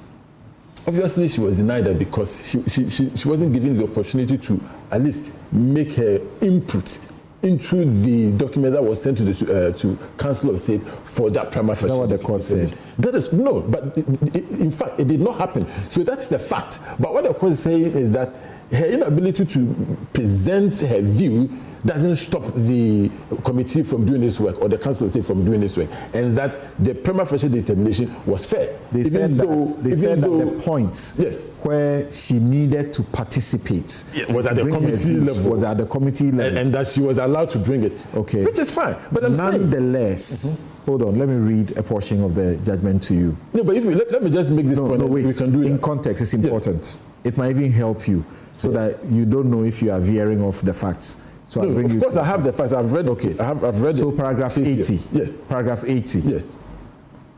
In the present case, the court observes that the body that was legally competent to determine the petitions against the applicant and render a determination or decision with legal consequences for her rights and obligations was a 5-member committee established under Article 146 of the Constitution of Ghana. The President was required to act in accordance with the committee's recommendations. Accordingly, the court considers that, strictly speaking, the stage at which the applicant's right to be heard crystallized was when the committee was constituted and the petitions were referred to it for determination. The court recognizes that the respondent is at liberty to guarantee broader rights to be heard under its national law. This may include a right to be heard during the determination of whether a prima facie case has been established in respect of a petition against a judge under the Constitution. However, insofar as Article 7 of the African Charter is concerned, the court considers that the respondent's obligations, respondent is Ghana, the respondent's obligations to afford the applicant is Justice Gertrude Torkonoo, an opportunity to be heard arose at the critical stage when the committee was constituted and the petitions were formally referred to it for determination. As it was that stage that the applicant was placed in legal jeopardy. I need to read 2 more paragraphs. They are important for the discussion for a perspective. 82. Nevertheless, the court observes that based on the applicant's own admission, this is Gertrude Torkonoo's own admission, she was provided with copies of the petitions and submitted written responses to them before the President's consultation with the Council of State for the prima facie determination were concluded. Do you see why I wanted to read for you? Yes. You say that the prima facie, her views were not taken. The court says she herself admitted that by the time the prima facie determination was made by the Council of State, her views were taken.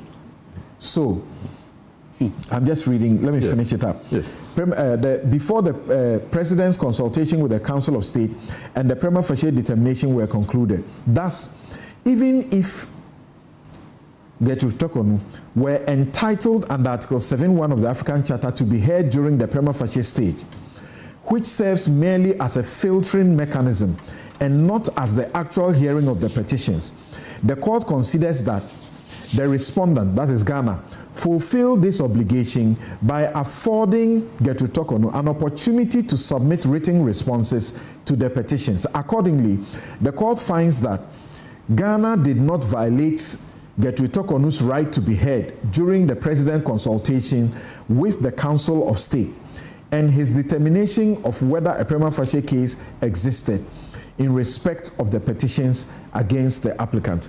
I said I wanted to read 2 more paragraphs. I'll stay with this paragraph and maybe read the last one later. What do you say? Yes. So you see, here's the point.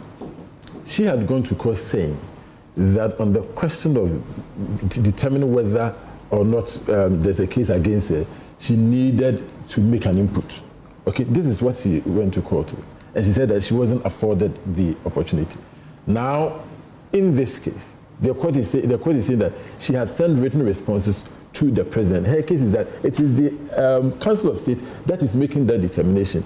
And so, give me the opportunity to present my case before the Council of State. That is two distinct arguments. No, it's not. It's the Council of State. It's not. It's not. It is the Council of State that is making the determination. Hold on. It's not. So let me make my point. It's the president, according to the law. Yes. And not according to the law, because the law doesn't provide for prima facie. It is the Supreme Court decision that has advised that you should do prima facie for a Chief Justice. Just like we would do for other Superior Court judges. And in that, that prima facie is done by the President with the Council of State. And the court says her complaint was that the President was in the consultation process with the Council of State without giving her copies. But she admits that once she complained, she was giving copies, and she responded, which formed part of the consultation process before it was concluded. So you cannot say, as a matter of fact, that the Council of State was not afforded. But you see, her case before the court, then she would have contradicted herself. But that wasn't the case she was making. It was the court that came to that decision, that the document we sent to the president amounts to taking part in the determination of the prima facie case. That's a fair point. It was the court that made that decision. Point. Correct. But for her, she said that I was supposed to send my responses to the Council of State for the Council of State to make that determination, because maybe, and just maybe, if the Council of State has seen my responses and they are taking that into consideration, they wouldn't have come to the determination that there's a prima facie case for me to answer in the first place. So she made her case. It's the court that said that, well, looking at the document, and maybe because we are not privy to, even if there were viva voce interaction, it's the court that came to the conclusion that by what we said before us, we believe that you submitted all your documents, and so you were afforded the opportunity to be heard. Her case is that, yes, initially I wasn't given the opportunity. When I complained, the president gave me the complaint, and then I also responded. So based on that, a decision is made. She said that you should have asked me to make my case before the Council of State. Did you hear the president at the time, through the spokesperson, say that she was in a rush because Felix had announced that he has received the petitions and is in the consultation process. Okay. He didn't say that she will not be asked, she will not be giving the petition for her to also make her input. Okay. So she was in a hurry, trying to jump the process by crying foul that they have started the process, but my view have not been sorted. My view have not been sought. It is possible that they have started the process of initially beginning to consult and say, how do we go about it? That's what they told us. How do we go about the procedure? Then the Council of State would have said, oh, from what it is, you have brought a petition to us. We need to call her to also give her a thing. We haven't gotten there yet, but she's in a hurry. So even though she requested it, the suggestion we had was that that request was actually not necessary because we were going to give it to her anyway. Well, you don't know about that because they have said so. No, but so because they have said it, you believe it, because it's possible that they were not going to even call her. It is also possible. But if she hadn't complained, she wasn't going to be given the opportunity to respond. Is that not also possible? The court says that first stage is not where she actually needs to bring her views. But it's fine. It is the committee stage that she needs to bring her views. And at the committee stage, she brought her views. What do you say to that? See, on that court's decision, I have no difficulty with it. I mean, this is a ECOWAS court, and I think that as a lawyer, I'm tempted to believe more in the decision of the court, that it is during the committee stage that the right is really crystallized, that you have to come and defend yourself. But we shouldn't also keep under the carpet the hair point that, and we should be looking at it as a country, that if you want to make a determination of prima facie, do you listen to the other party?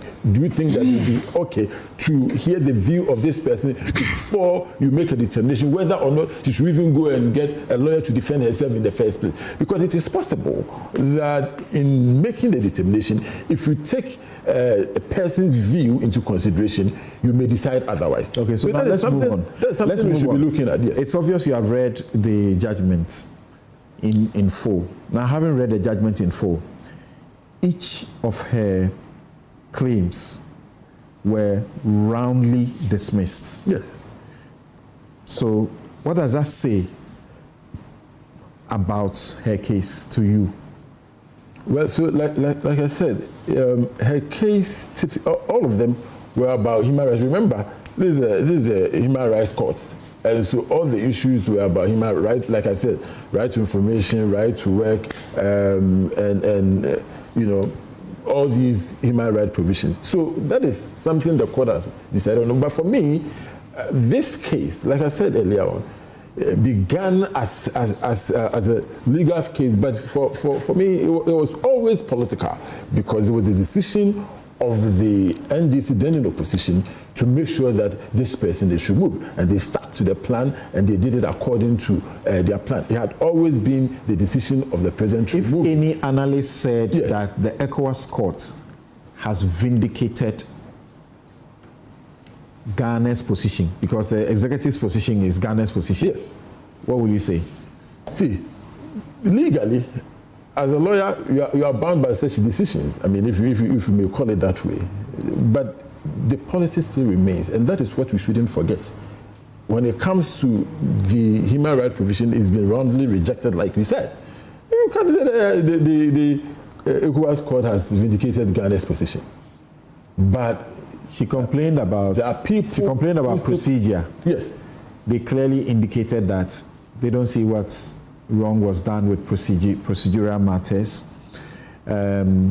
She complained about her lawyers, her lawyer being denied. Yes. They found, it was only the first day. They found, as a matter of fact, not the first day. It was just the first day. They found, that was on the 15th of May, right? Yes. As the records say. They found, as a matter of fact, that what happened was rather, quote, an unwillingness to participate on the part of the lawyer, and not that the committee actually excluded her lawyer.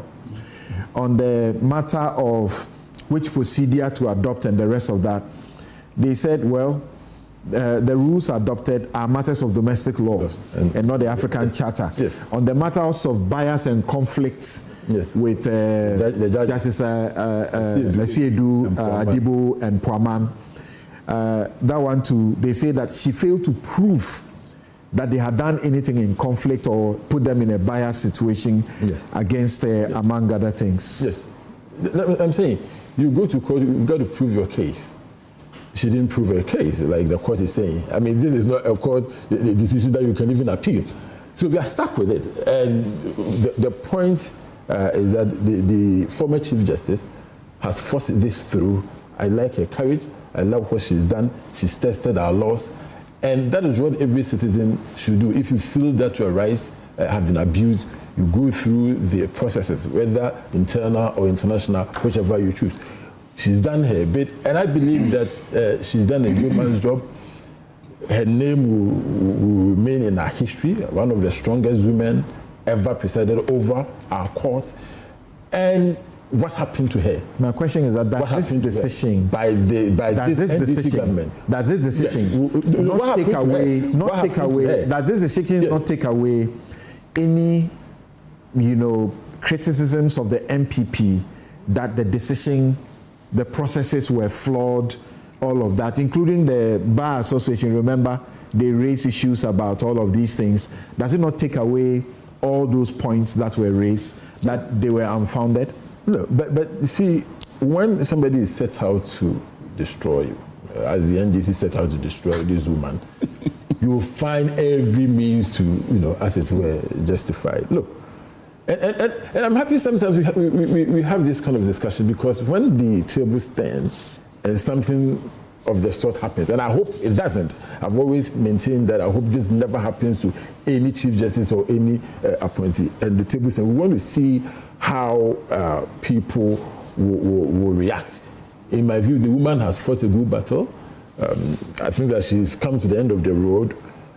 I hope that she goes out there to live a beautiful life. She's paid her dues as a Ghanaian citizen.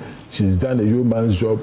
And at least for those of us who have followed this process, will come to understand that this government was unfair to her from day one. They set out to destroy her, and they did that. The woman had not done Dr. Arthur Kennedy, and they said just destroy her, and that's what they did.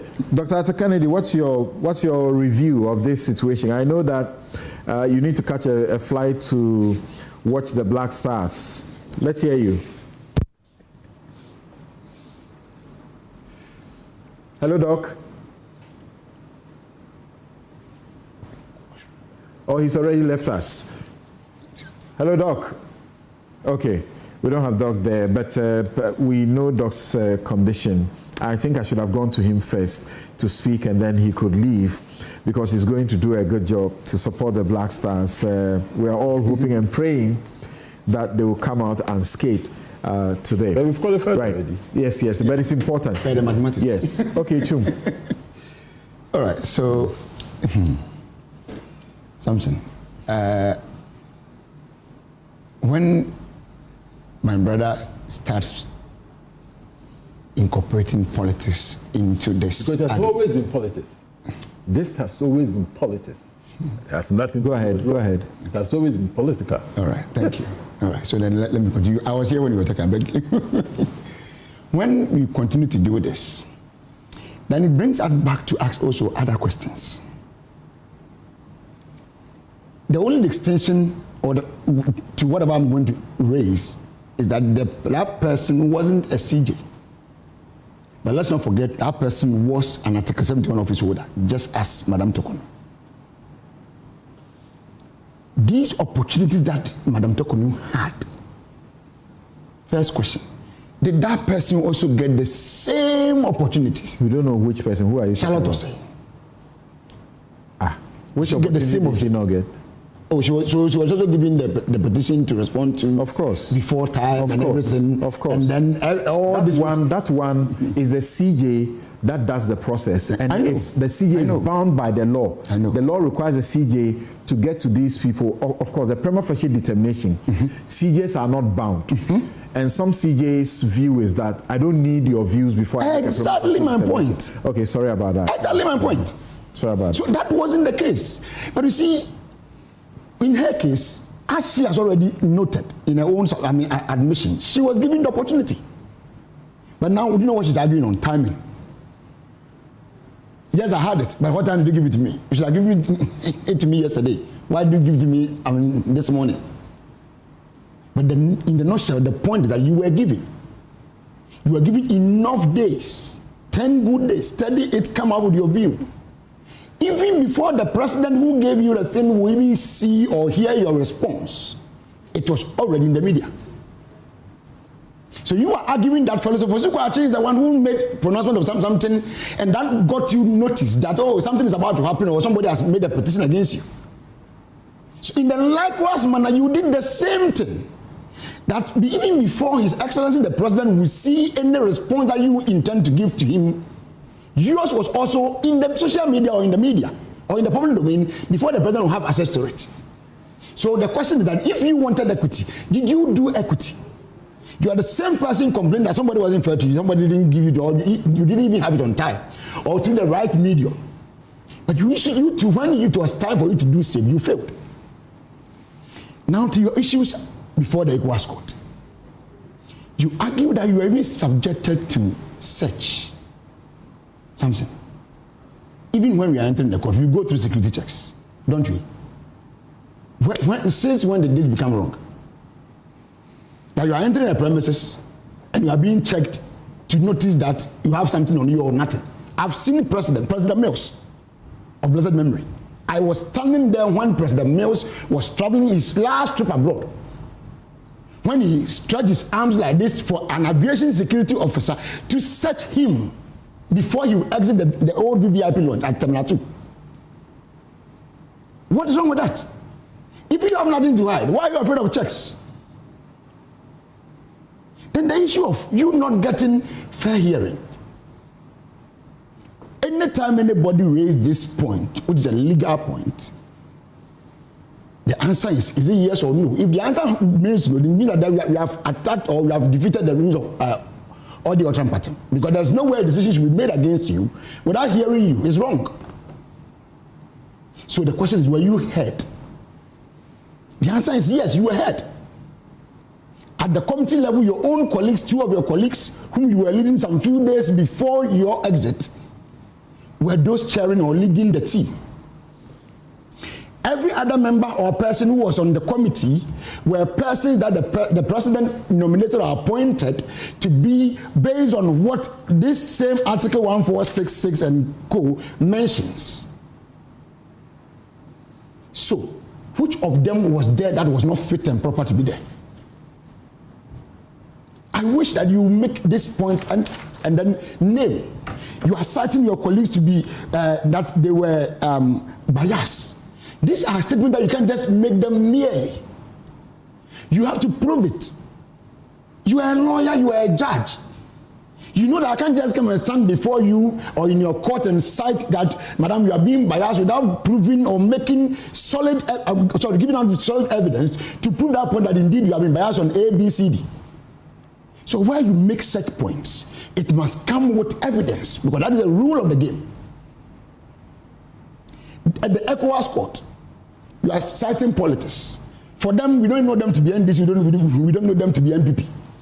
We don't even know which political parties they belong to in their various countries.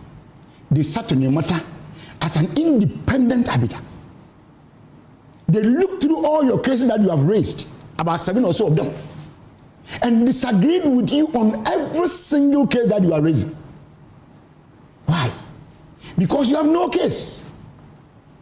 If your lawyer decides not to attend the proceeding, is there a means of, a denial? Where you not even go? On the issue of bias against the 2 justices that you said, you have referenced many times. Just for perspective, I'll read one paragraph of the decision of the court. Paragraph 115. They say to establish that Justice Puaman or Justice Addo was disqualified from sitting on the committee on account of bias, Justice Torkonoo was required to demonstrate that either of them had previously participated in cases involving she and the petitioners concerning the same or substantially the same issues. However, beyond asserting that Justices Puaman and Addo sat on panels with her in proceedings subsequently referenced in the petitions, Justice Torkonoo has not provided sufficient particulars regarding the facts of those cases, the specific role played by the said justices, the issues determined, or how their participation in those proceedings created a personal interest or predisposition capable of compromising their impartiality in the committee's proceedings. Thank you. Straightforward. That's why I said that you can't just say it just like that. You must come with something strong to buttress that case that you're making. And if it's reasonable, the court will always side with you. But if it's not, you can't invite the court to do an argument that is wrong. She gave certain evidence. The evidence was that she and Justice Puaman sat on, what's the name of the first petition again? Ofori, rather. Ofori, what's Ofori again? Daniel Ofori. Yeah. She and Puaman sat on his case, the EcoBank case. Okay, that's one example. And then so in that case, and then the police, the lawyer and police officer, Akufo-Addo, yes, that's that issue. And that Justice Addo, is it the injunction or the case that had been brought to court by Asefua against her, right? So they said that what is important was to show that those judges has sat on matters in which she was involved, and the issues were about this issue, or similar, but they don't find anything. So it means your case is flawless. You can't just sit. I mean, it's flawed. Sorry, it's flawed.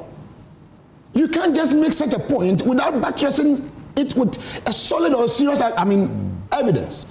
They have not sat on any case that involves you and they did something that can make you see or side that because you didn't do this for me or you did this against me on this matter, which was my own matter. You are not fair to me. So if that same person comes to sit on a case that involves me again today, it's obvious that he will not be fair to me again because he has done one before. You understand? But that's not what we are seeing here. And like I said, those people who sat on the matter, they are judges like you. So whatever argument you would have raised in your court, if it had been me coming against Samson or coming against my brother sitting on my left, you would have raised same concerns to address the issue at the end of the day. Now the issue of it being political, that Honorable Johnson Katia made a point that we are going to remove the Chief Justice among others. But the good thing here is that who petitioned the president? Is that person the NDC national chairman or national organizer or what? Which role does the person play in the NDC? That makes you think that because of Johnson Katia prior to elections made a statement. It is because of that statement that you're confirming that. No, he is saying it. I'm not confirming it. He's saying I'm just quoting. Why? But so I'm quoting all the. No, I never heard that statement. All the claims about. To be frank with you, I never heard to go. To be frank with you, never heard that. I never heard the president had made. He had purpose. To be frank with you, I never heard. I've never heard that they meant that they were going to remove. They were going to remove the CJ. John, I've never heard. The NDC. One of the things they. John, relax. Was it published anywhere that Sedun Ketia said that the CJ is not fit for purpose? Maybe one of these I will send you. No, we are here. But you're having your laptop. Just show that to us. Go on. Chum, go on. The NDC. Sorry, you are done. You are done with your presentation. It's okay. It's not a point you have said. It's a point of. Thank you. Go on. But no, please. Did you hear that prior to the election? No, you are disrupting. He said you never heard it. Okay. He has said it here. Well, you were here. It's fine. Go ahead. Well, how would he hear? Oh, bro. Go ahead. So the point is very clear. The man who submitted a petition to the president, if I'm right, I'm told he's a businessman who has been in the country for. I don't even know him. But for this case, I've never heard his name before. It was even recently I got to know it was even the one who used to own Old Time A-Life or something, if I'm right. Yes. So this is a man that is, if I'm right, he's a private businessman that had something wrong or felt something wrong based on what you did. Is it A-Life or Whitechapel? One of them. I'm told what, either A-Life or Whitechapel, one of them. So he's not an NDC person or part of not A-Life. Okay, yeah. Thank you, sorry. Whitechapel. He's not a known NDC person or an NDC executive for you to even make the point that because an NDC executive had petitioned, NDC person, we hear. Okay, had petitioned the president, that is how come the president acted. No. In any case, is the person not a Ghanaian?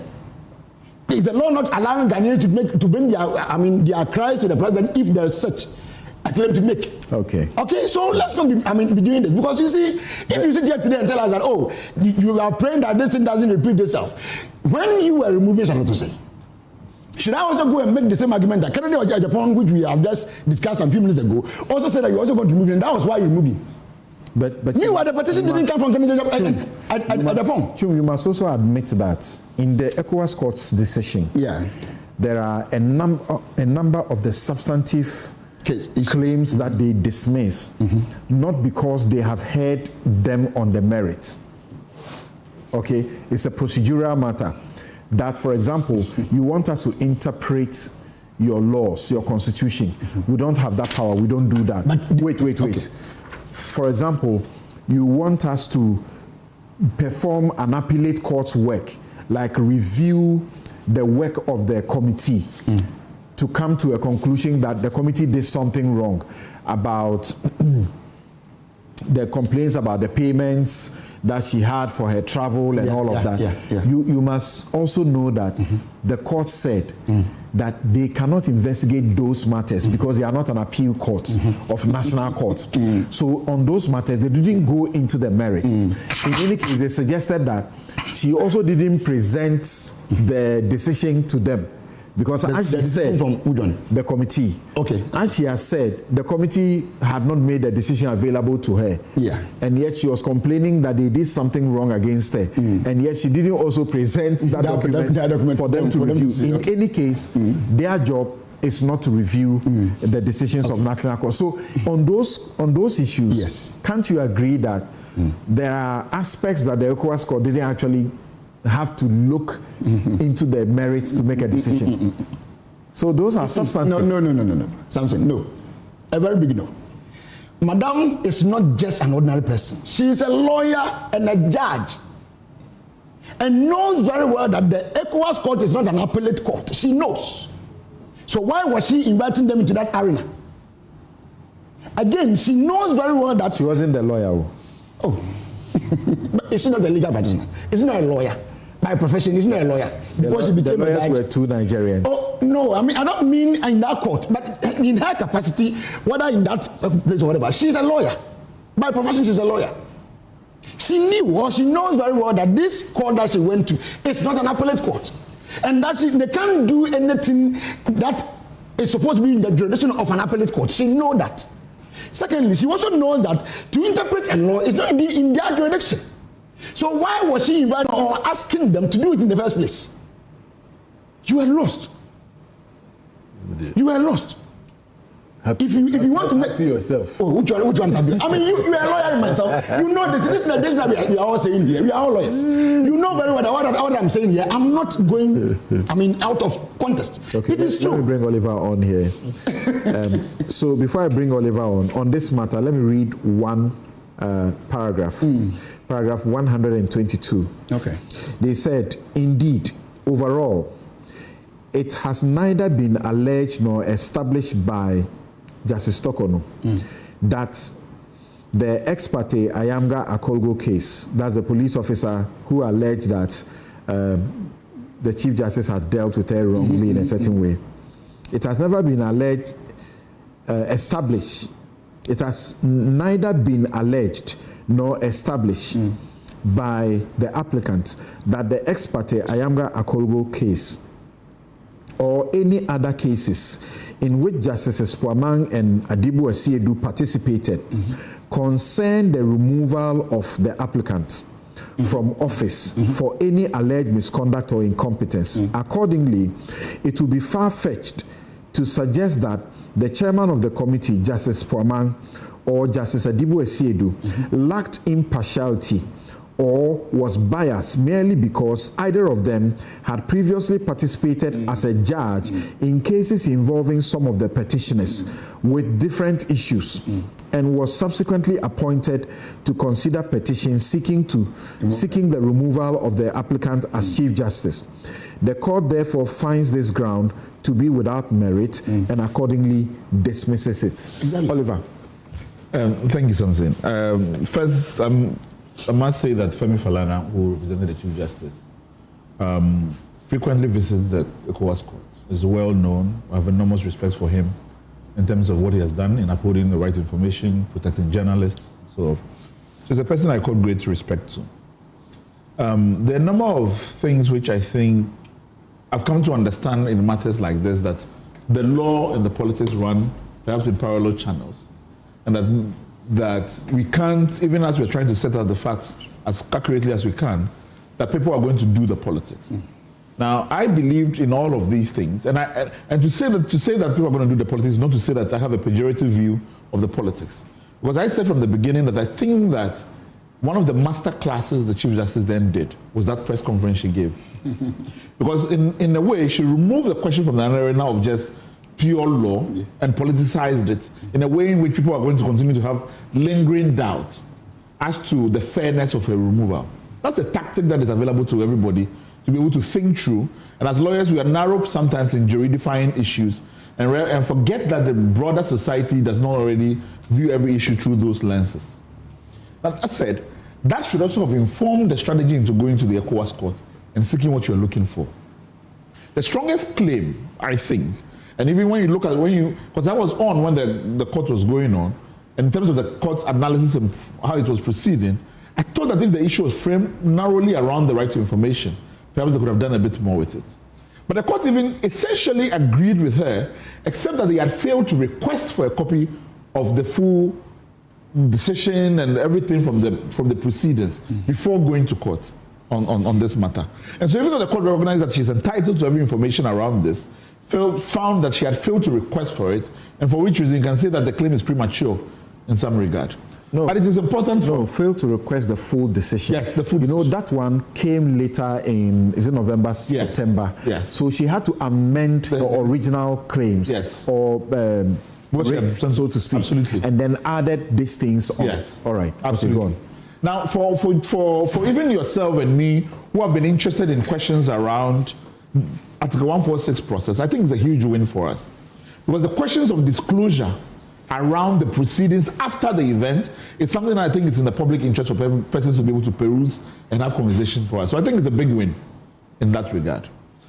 But there are also other issues which, frankly, and as you correctly pointed out, a lot of people, I've heard people say that because of the ECOWAS decision, there's no interest in following closely what the Supreme Court is going to say around some of the issues that have been established. And I think that's completely inaccurate.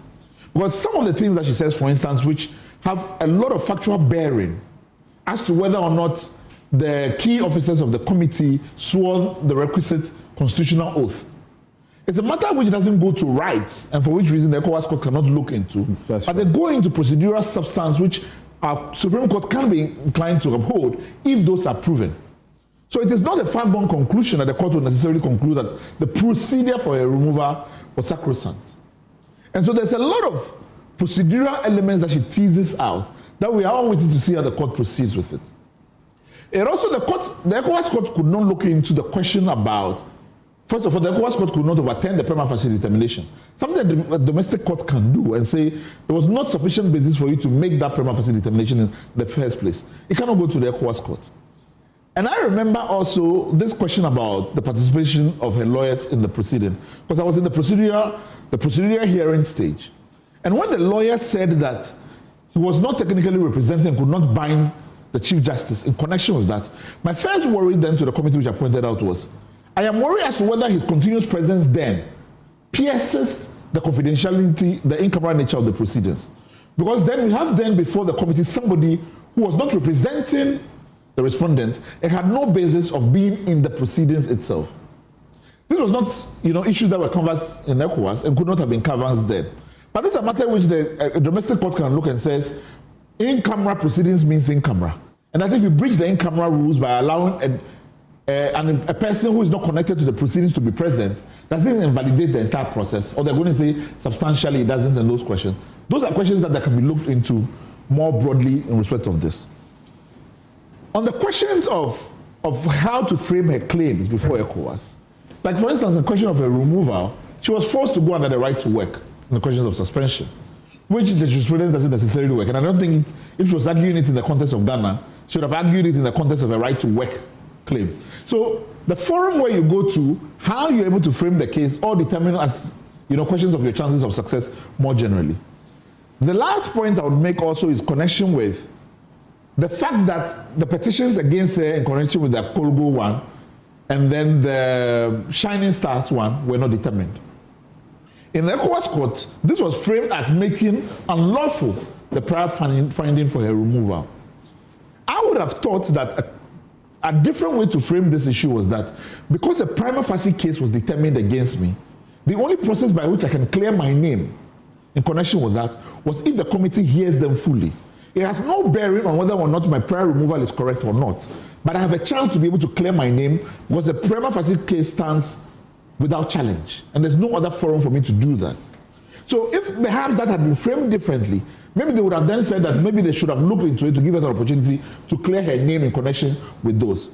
Because even though the person has been found culpable for one, as long as that accusation stands at the level of a prima facie finding, then what is the mechanism for which we're to be able to clear her name in connection with those specific ones as well? So maybe this is a question of strategy, but like I said, it's also a political choice whether or not to go to ECOWAS.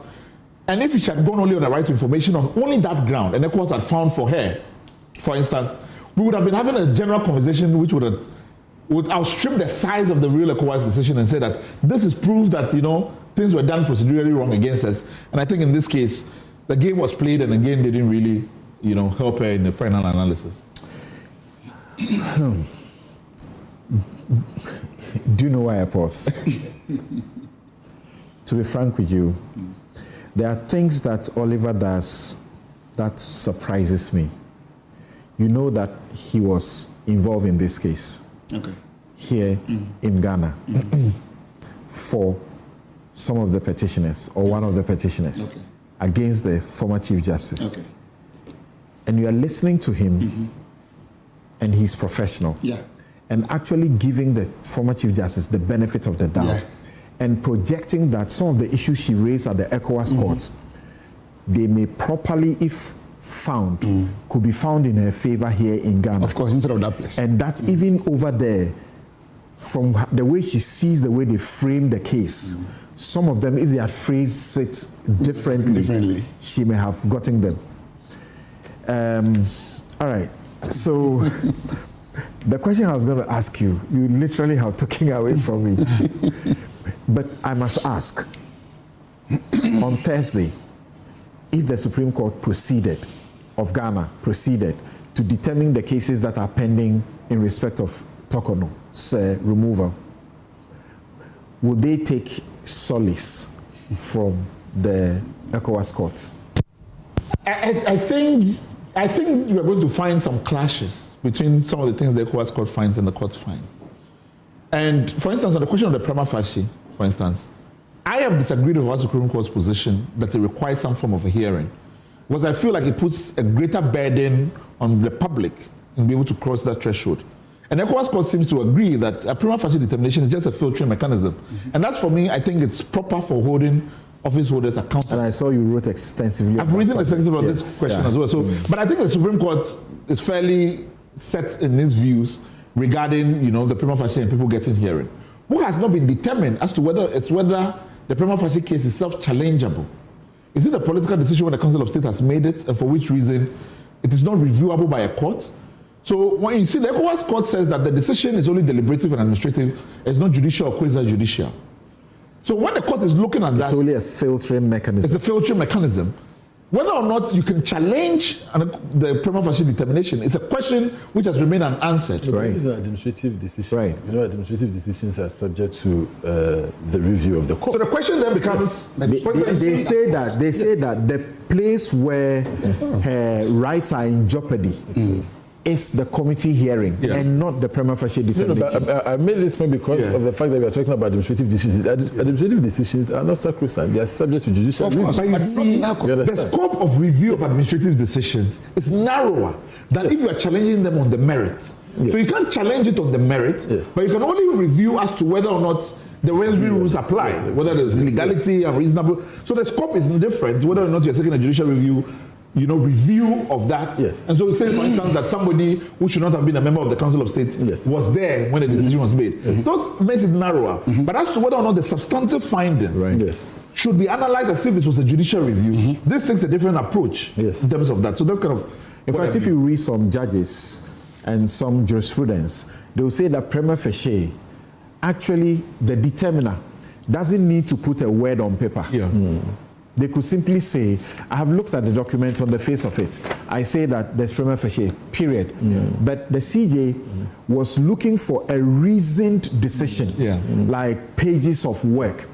And, when I led the matter against Loretta Lamte, CJ Wood gave a reasoned decision, a number of pages, and indicated why the petition by my client, why do I forget his name? I cannot forget his name. Richard Nyama should be investigated, and any other petition was thrown out. She was saying there should be something like that. But some people, some aspects are of the view that for prima facie, you don't need that. No, but you see, what we're talking about, there's a document to refer. You can read, understand the basis for which the judge arrived at the particular decision. And that is for removal of Loretta Lamte with NCC, right? Now, if you escalate the thing to Chief Justice, the removal is so important and for us, in this country, first time. So it is important that the persons involved in this show us the basis, the reasoning behind the decision. I mean, they may not be clear-cut. Because the place you should be doing that is the committee. Exactly.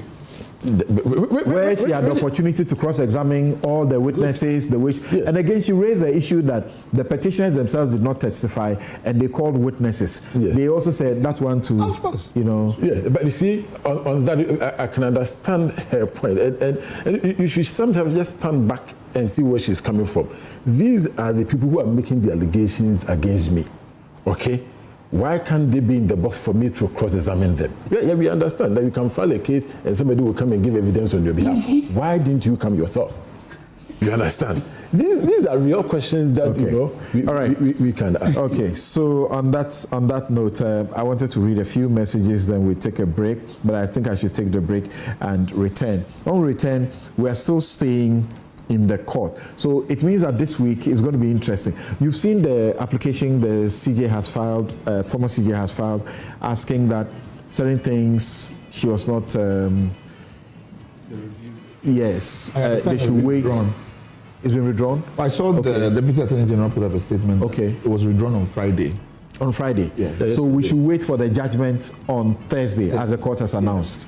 All right. So on Thursday, we'll hear the Ghanaian Supreme Court to whether it will go the way of the African ECOWAS court or they will hold differently. Oliver believes that there are things that they can hold differently in her favor if they are approved. We'll be right back.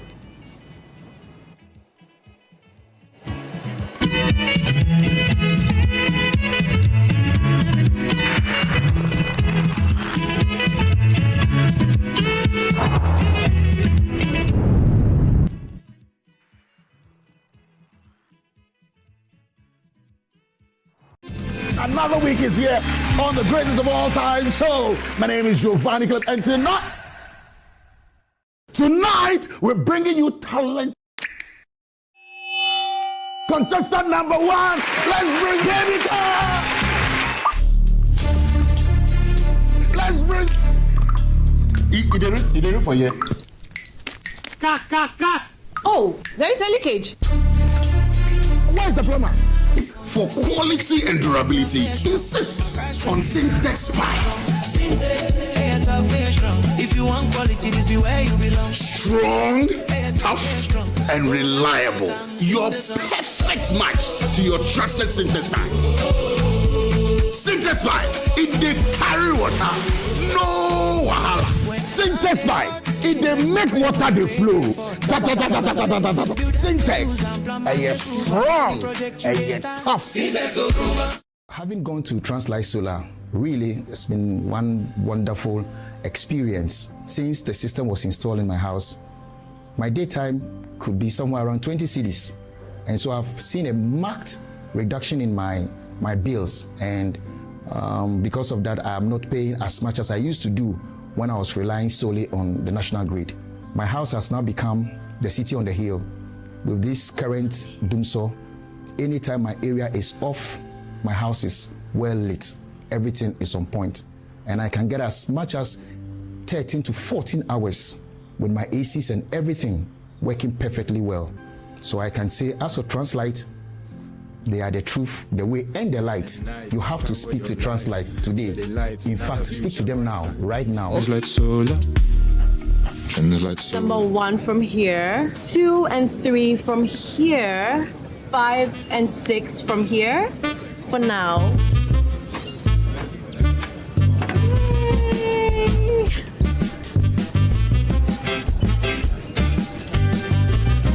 Now I have the number 7, 8, and the number 9.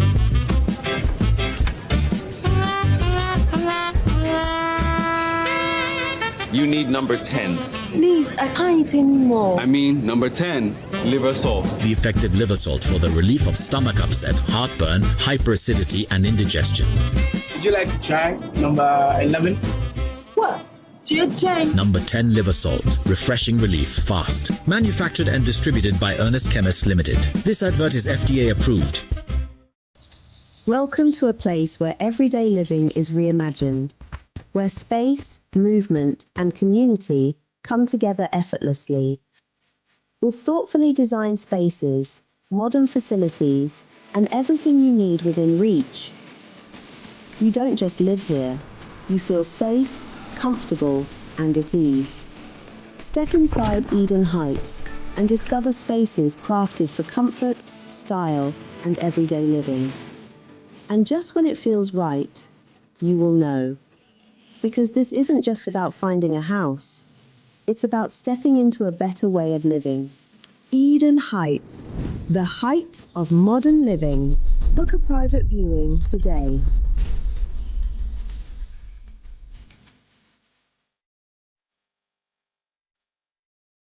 Hi, now let me share my wildlife experience with you at Safari Valley Eco Park. Welcome to Safari Valley Eco Park. Our electric shuttle pulled up and in no time our tour began. We were surrounded by wildlife from the moment we entered the Eco Park. We were greeted by experienced tour guides who took us through orientation and how to better enjoy the experience. Watch these animals roam freely in their natural habitat undisturbed by our presence. We saw zebras, sable antelope, brown crane, mara, silky chicken, nyalas, Shetland ponies, and so many animals I just couldn't keep up. Our tour guides taught us so much about the wildlife, their behavior, and how to interact with them. I even fed them. We also went fishing on a man-made canal. Then we took a break to have lunch in this serene environment. All this amazing experience for this price for adults? This price for teenagers. It's a bargain. As the sun began to set, it was time to go back home, but not before dinner by the campfire. It has been a thrill of a lifetime, and I can't wait till my next visit. Safari Valley Eco Park, bringing you closer to nature.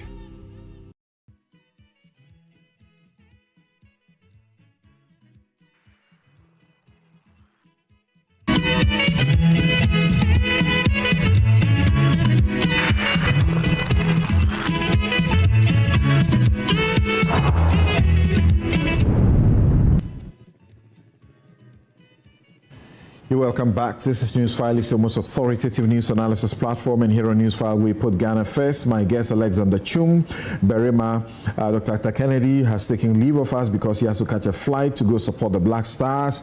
Oliver Bakavomawo, John Darko are here in the studio. And what are we talking about next? We're talking about the editor of the Herald newspaper. I hope we can do that very briefly. Editor of the Herald newspaper, Larry Dogbe.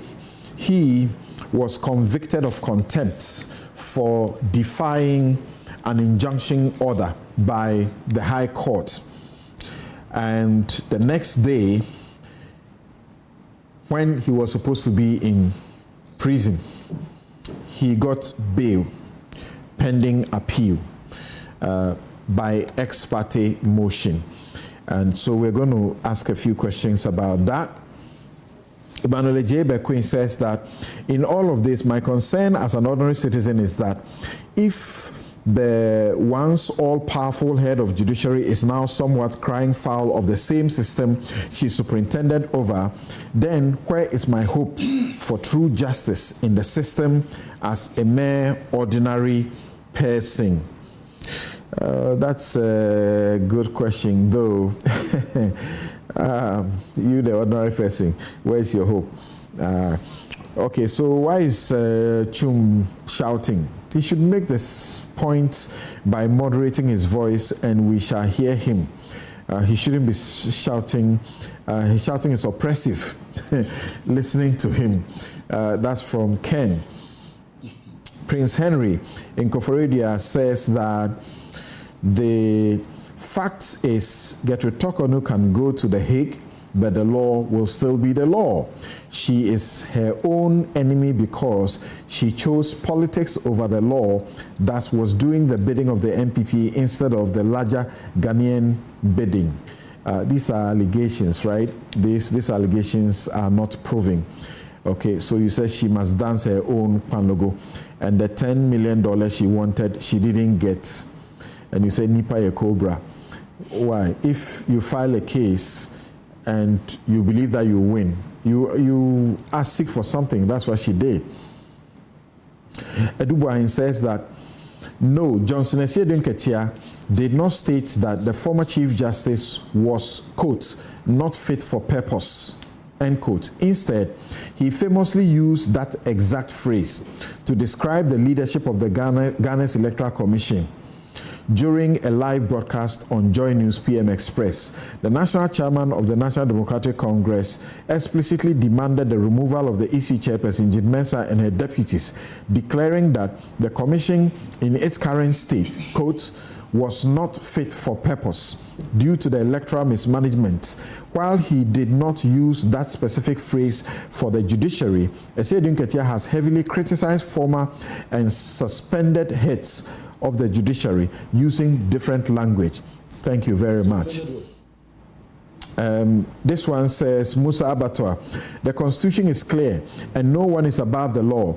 Many public office holders have left office under difficult circumstances and moved on with dignity. Instead of prolonging the matter, Justice Torkonoo should accept the process and focus on her future and allow Ghana to move forward in peace, because the law is the law. The national interest must always come before personal grievance. Dr. Brown, CEO of Forestry Commission, must be commended for his good work. Which one is that? Okay. This is party people who must give shout outs to, people who are doing things. Papa Bisu Spinter says, I would love to talk to my house matter only because of democracy to prevail in Ghana. I will have to caution MPP to handle Ken's issue with the greatest care. If not, that's the beginning of the final end of the MPP in Ghana's politics. My question I'm asking you guys is, you are saying that the MPP should talk to him so that he doesn't spill the beans. So does that make him patriotic then? If he will keep quiet simply because he'll be appeased? And not, then he doesn't have Ghana's interest at heart, as others say. Alan has already left with some trusted MPP members, and the last straw for MPP's end will be Ken. Again, they should mind how they criticize the NDC government. The ugly noise is just too much. Ghanaians are getting fed up. If not, they will remain in opposition for the next 30 years. Okay. You heard some people say these things and it never worked, Remain in opposition for 30 years. Finally, Master Planner Junior in Kintampo says that all what we do today will be available for us in the future. We, the MPP, are taking notes and writing dates. Just give time some time. All right, we hear you for your comments. Now let's go to Larry Dogbe, editor of the Herald newspaper. On that note, let me begin with you. Yeah, something I think on Larry's matter, I will just be very brief. And the only thing I would like to say is that... So we go to the narcotics quickly. Colleague, friends, and media, and every other person has to be very careful when it comes to orders of the court. If a court order you or makes an order or make any pronouncement as to what you should do or should not be doing, please and please and please, let us give that utmost respect to the court. Okay? It's very important, because the moment we start doing things that brings the names or the image of the court into disrepute, it wouldn't help the country. If the court had said something to you, staying away from it wouldn't have caused any harm. This contempt that came on him is it yesterday? It's yesterday that he got bail. Yesterday he got bail, so it was about 2 days ago, if I'm right. That's right. 2-3 days ago, yes. So the previous day. The previous day, yes. So he would have been free from this. He would have been free from this. So I would urge not just him, but every other media person who is reporting on something, or if you have a case with someone in court or whatever, be careful with comments that you go out to be making to the general public, or to write on a social media handle, or to publish in any newspaper or whatever. And be minded that it's not just you. Your interest, yes, is important, but the whole country too has an interest in the court. And that anything that is coming from the court is something that we all respect, whether we like it or not. And for that reason, we must always be careful with how we deal with the court. Because the court is one last institution that will never entertain anything disrespectful from anybody. We have been in this country, we've seen, very senior lawyers being held before the Supreme Courts on matters of contempt, based on something that they said, or yes, mostly something that they said. The lives of Sir John of blessed memory, even our own Attorney General in 2021, if I'm right, he was called by the Supreme Court, Jazani Yeboah, for contempt because he had said something that the court felt was wrong. Okay, so we all have to be careful. That is the only thing that I will say.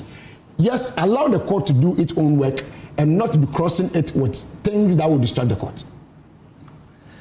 Okay, interesting comments there. I want to try and give a small timeline of what has happened, at the risk of seeming to talk quite a bit. Oh, thank you very much. We have David Annan, who is the lawyer for the Herald newspaper editor, joining us. David, good. Yeah, good. Thompson's been a long time. That's true. Yeah, and having you on the show reminds me of those days when you used to be on Newsfile. Yeah. Those feisty days when we used to do battle with words. Yes. And not with swords. Right. So let me try this quickly and then have David Annan answer a few questions. On November 22, 2024, Kevin Archery filed a defamation case, a lawsuit, together with his company, Springfield. They filed a lawsuit against Larry Alans Dogbe, together with two others. That is her newspaper and another gentleman, for allegedly making defamatory statements in the newspaper on their website. That was in November 22, 2024. Then, hold on, I'm coming to you. Then, December 19, 2024, Kevin Archery applied to the court for an interlocutory injunction to restrain the defendants in the case from making further publications pending the determination of the suit. Then, January 30, 2025, Larry filed a statement of defense to the substantive suit. June 11, 2025, the High Court granted an order of interlocutory injunction restraining the defendant from publishing statements intended to undermine and tarnish the image of the plaintiff's reputation pending the final determination of the suit.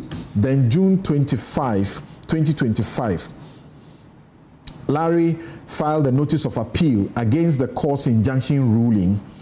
And then September 23, 2025, the court issued an order for substituted service of the injunction order to be served on him through physical posting on the court's notice board, national newspaper publication and on WhatsApp. November 12, 2025, despite the subsistence of the injunction, Larry and his paper are alleged to have gone ahead to make publications that prominently featured the plaintiff and alleging some $94 million fraud case. November 17, 2025, is it? Then he made another publication. February 6, 2026, another publication was made. And then February 10, 2026, they filed the application for committal for contempt of the court because of these publications. I'll leave the rest of them. And then eventually, on June 25, His Lordship Isaac-Addo delivered his judgment, finding Larry guilty of criminal contempt beyond reasonable doubt and sentencing him to 7 days in prison. Is my narration correct? I've got to correct quite a few things, something that you got wrong. Okay, please go ahead. Yeah, when it came to the notice of appeal, I filed it, not Larry. When I say Larry, I mean he is the party. You are just the lawyer. Yeah, but there are three parties, three defendants. Right. And so this matter came up, and we said we have not been served with anything because they keep going by substituted service, and I'm surprised something didn't mention that fact. I mentioned that. Substituted service? Yes, please. In three different means. Posting on the court notice board, in a publication in a newspaper, and also through his WhatsApp number. Now, let's take the posting on the notice board first of all. You know, when you do that, you're a lawyer. You know that proof service, you've got to file an affidavit of posting. That wasn't done. They didn't exhibit any affidavit of posting to show that they had posted anything on the court notice board. I mean, posting things on the court notice board is a roundabout way of trying to serve, because, as you know, service should be what? Personal. You've got to serve the guy personally, put it in his hand. And then when you do that, the guy cannot come and say that I've not been served. Now, so that deals with the court notice board. Now, we come to their WhatsApp. Their WhatsApp posting, you know, they didn't give it to a court bailiff to do. And they did not also give it to a court process server to also do. In other words, they, the lawyers for the plaintiff, Kevin Autry. And why don't you like mentioning the guy's name? You don't seem to want to mention who the plaintiff is. Kevin Autry. I've mentioned his name. David, I've mentioned his name. Okay. Because, several times. I see. So I want to tell you why Kevin Autry is even bringing this application in the first place. And that is because according to the court filings, according to what is in court, so I'm not speaking sub judice here. Sub judice only applies when I refer to matters that are not prevalent in the court processes or that did not happen in court. Then sub judice applies. Otherwise, as even a party, one is entitled to speak about one's case in court, provided that it's an accurate reflection of what happened in court. Now let's go on. So Kevin Autry goes and takes a loan of $50 million from an Italian company called Petraco SA. And he's given a time period within which to pay. He has signed all the necessary documents to that effect, including an agreement, what they call a facility agreement. His signature is there. In court, I asked him, and he admitted that was his signature. So the next question was, how much had he paid back? Because the information that we have is that he hasn't paid a substantial sum, if at all. He hasn't paid a substantial sum back. And so the Petraco SA guys want their money. It's a simple request. I gave you money for a loan, pay me back. And now, from the way Kevin Autry started handling them, they decided to file a petition to IOCO. It's a serious matter. They decided to file a petition to IOCO, file one to the CID, and file one to the Attorney General. Now, while all these were pending, Larry just stated the fact that this is what Petraco are saying. They have now elevated the issue from being a purely commercial transaction to one being for fraud.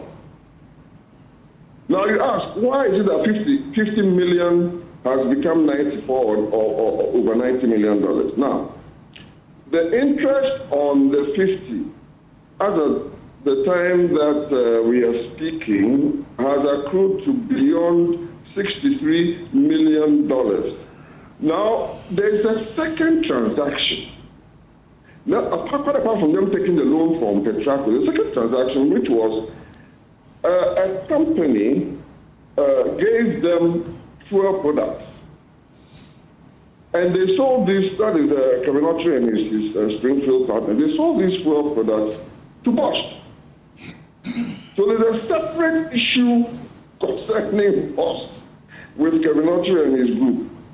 Now, they went and told, according to Petraco, they went and told Petraco that Bosch had not paid them. How much was that? $29 million. Quite apart from the 50 and the 63, the 50 which has become 63. So there's now a 29 million. Now, the company that gave the fuel products to Springfield, the second plaintiff, and Kevin Autry admitted in court that he is the owner, he's the shareholder. So they are interchangeable. When I say Kevin, I'm also talking about Springfield.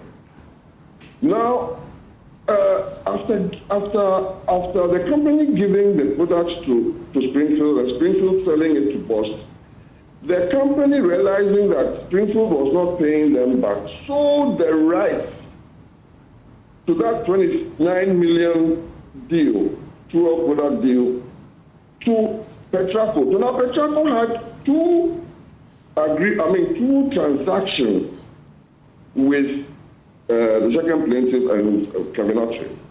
Now, when you add the 29 to the 63, it comes to about 90 million, about 90 plus.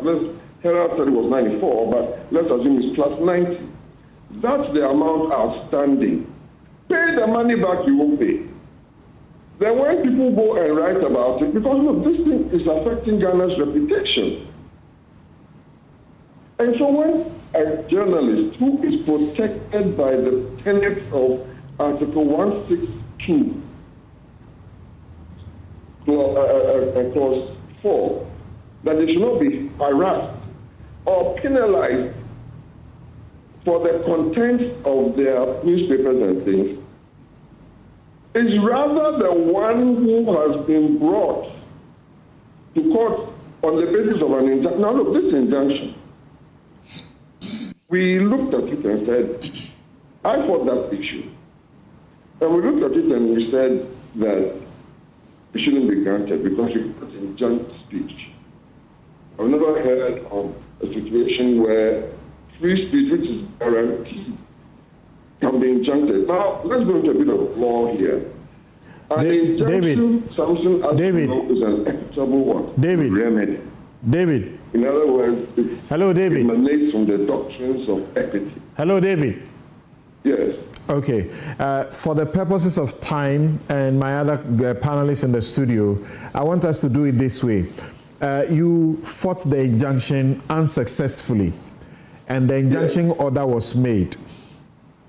When the injunction order was made, you were unhappy about it, so you went to appeal it, correct? I went to appeal it. Thank you. Just a moment. I'll ask a question. Just a moment. I'll ask a question. Then you filed an appeal against it. The contempt is that, as the court found in the judgment of the contempt ruling, or in the contempt ruling, the judge said that he had disobeyed the order of the court not to make further publications pending the determination of the suit, and he had done so. No, don't phrase it that way. You're getting it wrong. No, I'm not getting. Hold on. Intended to further malign. No, wait, David, wait. Properly. David, if you listen to me briefly, it can work, because I'm simply reading out to you the judgment. I'm not saying my own thing. Are you telling me that's what the judge wrote there? Because I have the judgment right in front of me. Okay, so the point... I procured that judgment that you're reading, by the way. I got it yesterday. Okay. So I got a judgment the previous night, not yesterday. So my point is that by the judgment, he was found guilty of contempt because he was not supposed to make further publications that will tarnish the reputation. Oh, can I finish? That will tarnish the reputation of the first plaintiff pending the determination of the suit. And the court came to the conclusion that despite the injunction order, 3 other publications had been made which tarnishes the reputation. And that is why he was... Everything you are saying, you say you don't have time.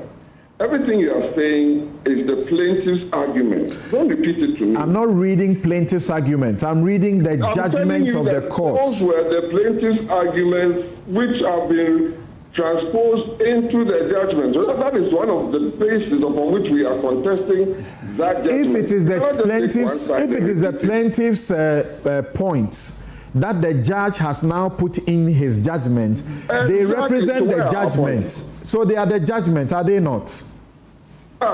You are a lawyer, Samson. Are you telling me that a judgment can reflect one side? Is that what you're telling me? Okay, David, let me do this last thing from the judgment and ask you the question then. In the 26-page judgment, this is how the judge concluded. He said, quote, to vindicate the authority of this court and to serve as a deterrent to others who may believe they are above the law, this court cannot gloss over this willful disobedience. Accordingly, the respondent, then he writes Larry Alans Dogbe in caps, is hereby sentenced to 7 days imprisonment in prison custody. Let a warrant of committal be issued immediately to the Director General of Ghana Prison Service on his designated officers to carry out this sentence into effect. End quote. Explain my point. You are reading the obvious. What is the question? Okay, so was your client taken to prison custody? Is that what is that the person that, so you've left the merits of the application, you read the judgment to me so as to vindicate the judgment, which we have appealed against, by the way. You didn't allow me to explain the deficiencies in the order of injunction, and then I don't understand what you're doing. Okay, yesterday you secured bail for your client, is that correct? Of course you know it's correct. You know that already. Okay, so I heard from the discussions yesterday that you are filing an appeal within 10 days. Is that correct? No, we have filed the appeal already. The bail was secured pending appeal, so you cannot secure the bail. This is a quasi criminal matter. So when you go for bail, you have to file the appeal first. Right. So we filed the appeal yesterday, and you were talking about the judgment. I'm telling you something. The judgment you are reading was procured by me, and you reminded me. It's okay, don't worry. But I'm reading it. I just wanted you to know that I was reading the judgment. From me. All right, thank you. I don't know you are the one who procured it.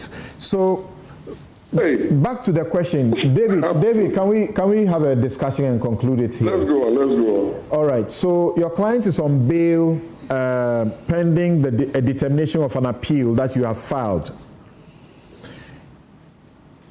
Yeah, but you see, that is not our primary focus. And I want you to give me about 5 minutes to explain our side of the story, because you cannot just repeat the plaintiff's side that has been captured in the judgment and expect your people to know both sides of the story. Okay, David. Let both sides be heard by the public. So give me 5 minutes to explain our side of it. David, I don't have 5 minutes. So why did you read all that stuff? If you had told me, I'd have rather said what I want to say, and for you not to read that stuff when I'm gone. On the appeal of the contempt ruling, what are you telling the Court of Appeal? That the contempt was wrong? Definitely, we are attacking the service. We are attacking the service that you were busy quoting and saying that because of. Tell me, as a lawyer, is notice of appeal proof of service? The judge held that you were served. That's all I can say. Appeal proof of service, yes or no? The judgment said your client was served. Yeah. You are becoming very pedantic. I cannot say your client was not served. When the judgment says your client was served, that's why he was convicted. I'm not asking you to say he was not served. I'm asking you to say that this is what. Okay, David. Thank you. Have a good day. Thank you. Please cut him off. Thank you very much. We can't have a discussion like this. All right. So, as it is now, questions are being raised that, I wrote about this and I asked the question. Punishing a journalist for contempt, could it have been, and I know you will endorse that instead of putting the person in prison, why not give them a fine to pay or a caution or something of the sort?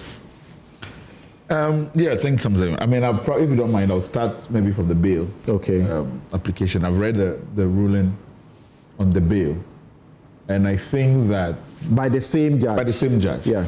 And I think in all honesty, it's the finest moment of the judge. Because the judge says that I admit that the bail application has to be brought on notice. But I am mindful that in emergency situations where there's life-threatening instances, well, in regard to the length of the sentence, that I will grant an interim 10-day, that you repeat it on bail. We don't typically have in our rules mechanisms for emergency dockets for these things to be taken expeditiously. In fact, the registry of the courts are not set up to be able to isolate cases where there's an emergency that applied. I've seen, like many other jurisdictions, where a person on death row at the 11th hour can procure an order. We don't have those systems set up. So I think that is something which I understand that the CIA is being reviewed. We can think through carefully as to emergency situations of this nature. Now, I have seen also, I mean, sort of your write-up regarding procedurally whether or not, Larry and Co. failed to respect the order. My concern is that the order is in a nature which is difficult to comply with. Okay, so I've looked. Let's project the order of injunction. We have it, so let's project it. Yeah, so I've looked fairly at this. Now, we must remember that the original case that was brought was about defamation. Correct. Of Mr. Kevin Ochi Springfield in this matter. The substance of defamation is that you have injured a person's reputation without justification or any truth to it. That's a matter that must be proved to begin with. Then an injunction is sought, which says that the order says the person should not make any further publications. Let me read it. It is hereby ordered that the defendants are hereby restrained from further publication of statements intended to undermine and tarnish the plaintiff's reputation within the society, the petroleum industry, and as a businessman until the final determination of the suit.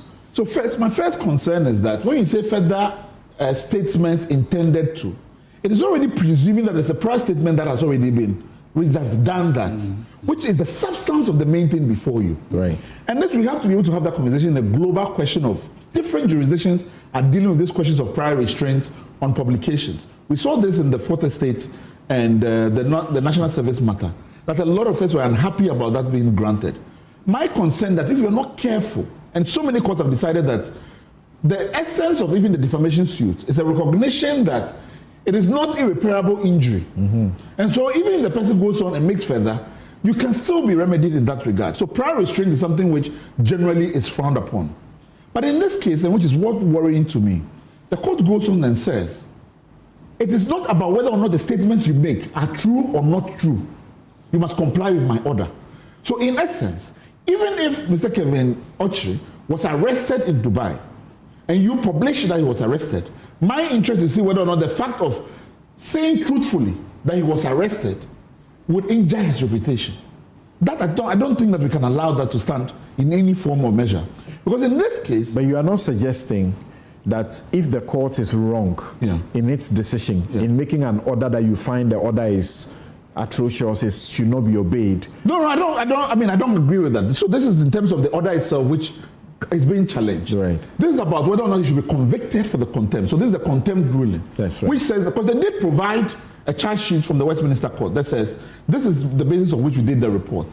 One, the court says it was not authenticated through diplomatic means. That's right. I absolutely do not think that's correct.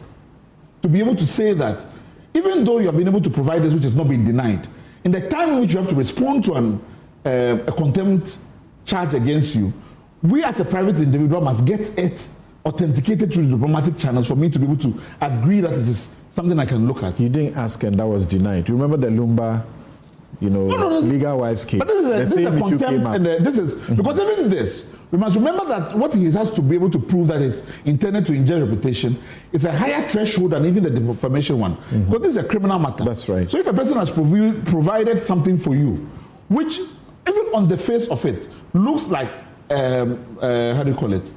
A charge sheet from another. I don't think that you should proceed without giving them the opportunity to procure, if you feel like only an authenticated one can be relied on for you to do so. Now, then the court goes on further, and so for me the most important thing, and the second issue is that the court says about the sub judice rules generally. So there was an independent basis beyond the order itself.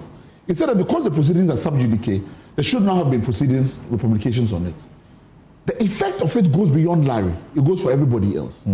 Because in essence, nobody else could make publications regarding or not Mr. Kevin Ochi was arrested in Dubai, whether or not there was an order or whether there were creditors in the matter, because the matter is completely sub judice. No. I don't agree that that's a fair balance. No. The order was directed at particular people. No, I'm saying. The defendants. Yes. So that order, if I or any other journalist had to publish about Kevin Ochi, they will not be in contact. What I'm saying is that there are two independent grounds of his decision. The first one is the order itself. It said that I have an order which prevents you from making statements intended to disparage. And that I do not care whether or not what you have published is true or false. That is my first issue. The second ground is that the matter is itself sub judice anyway. And that because it's sub judice, publications on it are frowned. That I also don't agree with. That's what I'm saying. So that's the second independent head on which I find that the court concluded on the matter. But for me, I agree with you, and what we agreed on is the fact that if there's an order which you are displeased about, that it should have been dealt with. I do not believe that on the finding of the contempt as a criminal matter, which the court has now given them an opportunity to appeal, that the court is necessarily correct on it. But the best thing in this is that the court, even having made the order, is willing for that decision to be reviewed. That's right. And knows that 7 days would have been served prior. Right. And for which reason gave that. I think that's the most important thing for me in terms of this conversation. Right. John, so I do many defamation defense for the media and journalists. Yeah. And I have cause to mention the GJA president at the World Press Freedom Day, when they honored me with Press Freedom Champion. He had a list of about 17 defamation cases against journalists and media houses. Out of that list, 13 of them, I'm the one who is defending the journalists and the media houses. The point Oliver raised, I have raised it before some judges, that if a party says, I have been defamed and they are coming for injunction, don't grant it. Because allow the person who, even though the suit is pending, wants to say further defamatory comments, let them say it, so that the plaintiff will use it rather as aggravating for more damages, rather than stop them. And in fact, sometimes they agree. I've had occasions they have agreed with me, I've had occasions they have disagreed with me. And David Annan, I will show him an authority, the famous Lord Denning. He says, if you are suing in defamation, wait to get your damages for the defamation and not a prior restraint. Yeah. I mean, so, see, I am a bit biased when it comes to these kinds of injunctions. And for the kind of democracy we are building, we need strong, and fearless media. And that is why restraining the media in circumstances for me is a no-no. We should allow the media to freely express themselves. Of course, we must also understand that we have the court as the independent arbiter. The court is the one that is holding all the various arms of government together. And as much as possible, we need to give the court the respect it deserves. So, for instance, I mean, in this particular case, you may not agree with the order of the court, and it's your right not to agree. Until that decision is appealed and reversed, you have to respect the order of the court. And I think my brother here made a valid point that look, there are situations where the court can take its time. It's not every time that you need to send people to jail. You can give them some other forms of punishment, including fine. We need to liberate the media, and that is what makes our democracy work. We need to liberate the media, but I believe they also know that comes with some form of responsibility, that you do the right thing. In this particular instance, I didn't follow it much, but I read the materials you sent to me last night. And I feel for Larry, because you see, one of the things I ask myself in defamation cases, truth is a defense.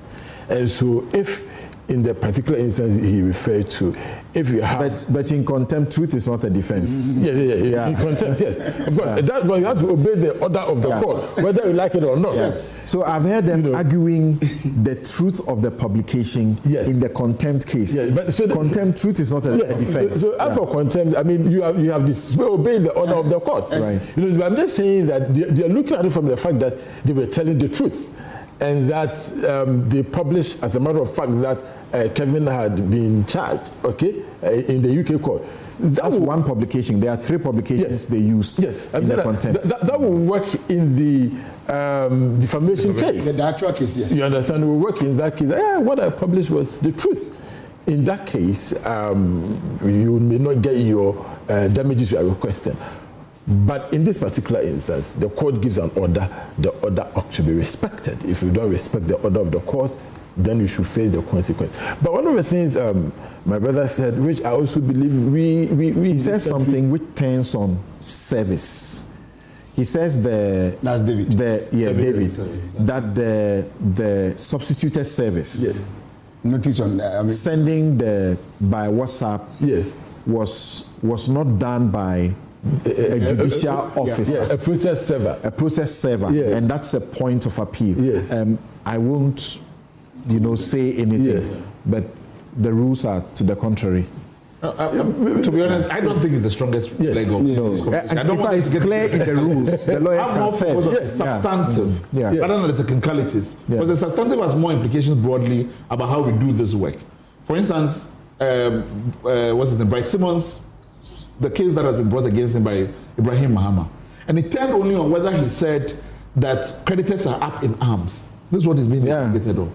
Essentially, by this, Ibrahim Mahama can get to court, get an order against Bright from not commentating on anything. But Bright is the biggest source of our analysis regarding the mining sector and what engineers and planners does. That's right. So I am concerned that if we're not careful about these kind of rules, we debilitate or we prevent ourselves from getting the best scrutiny of these kinds of arrangements, I think. Right. Yeah, and I think one of the things you mentioned, and I believe our courts should adapt, is the court's bail application, the response. You see, in other jurisdictions, courts make order, and they themselves will say, I'm pausing the execution for you to go and appeal.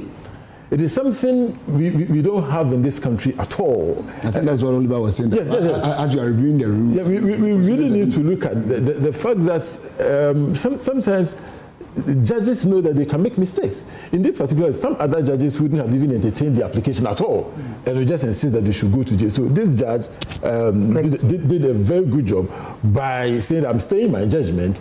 Let's take this, go and appeal. And you have 10 days within which to do that. If your appeal is successful, you go scot-free. I think that's a very good thing that we must encourage in there are people who are suggesting, including particularly members of your party, who are suggesting that there's something wrong with the bail because he's giving convicted and sentenced today, the next day he's out there on bail.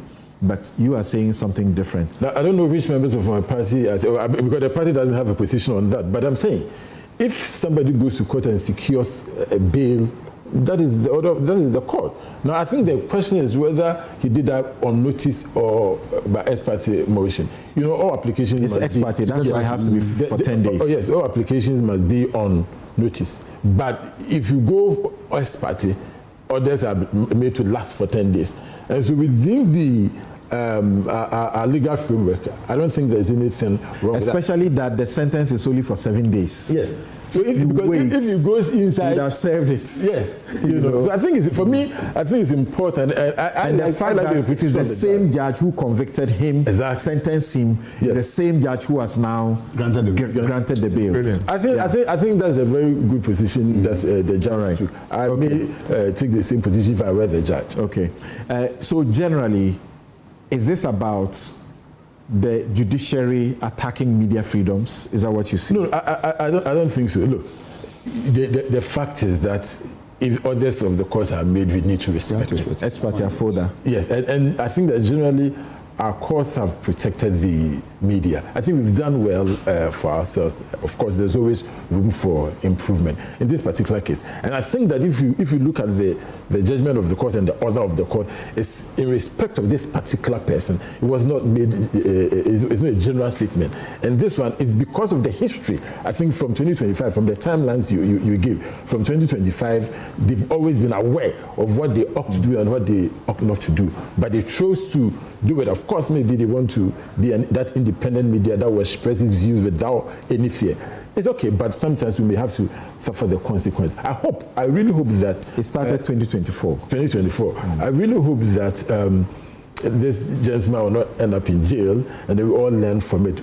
Our media is so critical for democracy that we ought to do everything to protect. Okay, thank you. This is a quick one. Yeah. But Sue, I think you mentioned slap in your post. Yeah. That I think, yes, I agree that this is not, we can't characterize this as an attack on the media by the judiciary. I think that the judiciary need to be more aware of the ways in which private capital and persons or elites in society are using the court system through defamation suits to be able to suppress speech and scrutiny. That we have to be able to figure out a jurisprudence that deals with this challenge. Many jurisdictions have now, extensive rules. They have anti-slap, legislation. Absolutely. So that's something that we haven't yet figured out how to do. And interestingly, I googled before we came in, Kevin Ochi, Dubai.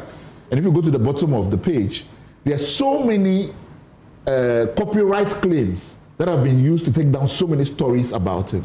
This is one of the tools that are being used now, that they file repetitive copyright claims against stories that are unpleasant, that people specialize in this as well. So that's something our jurisdiction needs to think through. Right. So we have been for a long time talking about something, but often we just mention it in passing and we stop. A defamation act, a contempt of court act. These are necessary. Absolutely. So would you also say that this is not the judiciary attacking, as you heard David Annan, as far as he's concerned, this is attacking the media, free press? No, I disagree. You see, as my colleagues have already said, the court has always been open to the media. Anytime cases, and as you rightly indicated, you've led several cases on behalf of most of your colleagues, and I'm sure that in most of this, you will attest to the fact that the court has been very favorable with you. So I wouldn't, agree to the fact that the court is trying to, should I say, prevent people or maybe the media from talking or doing their things. No, we know the media always come out with their stories. But you see, the most important thing is that how true your story is. Because there's always this issue of defamation. Once you say something that is not what I did or what I said, I'll also come and try to claim myself. But how true is not about contempt? Oh, no. It's not about that. The contempt matter is different. That is about you not respecting something that the court has said. All right. Yes. Well, on the question of judiciary and media, I'm disheartened by how long Latif's case, and you're handling and speak about this. Yeah. But, if persons can be in court for so long, not be able to procure justice, I think it doesn't augur well for us. Thank you very much. And so we continue that crusade. Tomorrow, join me on the law. At 2 p.m., I'll be hosting the GJA's General Secretary and also Tanko Musa Zakaria, who is a lecturer at the Teaches Media at the Media University, to talk about the important matters of how defamation suits, nuisance defamation suits, are used to stop public participation in important matters. So that's what we call SLAP. SLAP is strategic litigation against public participation. I have money. I see you are doing a story against me. I know what I'm going to sue you about will not wash, but I'll take up a suit because a suit is pending, so you can't talk anymore. Then I file defamation suit. I file injunction to injunct you from continuing to talk. The suit can take 6 years. So for the 6 years, you don't talk. Other countries, they have what you call anti-slap legislation. So the judges can help to stop some of these things from happening. And the contempt too. The courts punish contempt unto themselves. And there are no rules about how it should be punished. So we may have to look at that. This show is brought to you by Bank of Africa, as strong as a group and close as a partner, MTN everywhere you go. Ashesi University, educating ethical and entrepreneurial leaders for Africa. Robert & Sons Optical Services, your comprehensive eye care service provider for 33 plus years. My Way Insurance, dial *165# on MTN to join My Way today. Syntex Tax, it's strong, it's tough. Safari Valley Eco Park, bringing you closer to nature. We'll be right back to check how this, illegal drug went through our system to abroad. And now they say, Chum and his men, they say that they have arrested the kingpin and they are looking for some more people. People are asking questions. Arrested kingpin, you haven't said anything. Tell us who it is so that we will be careful around the person. We'll be right back.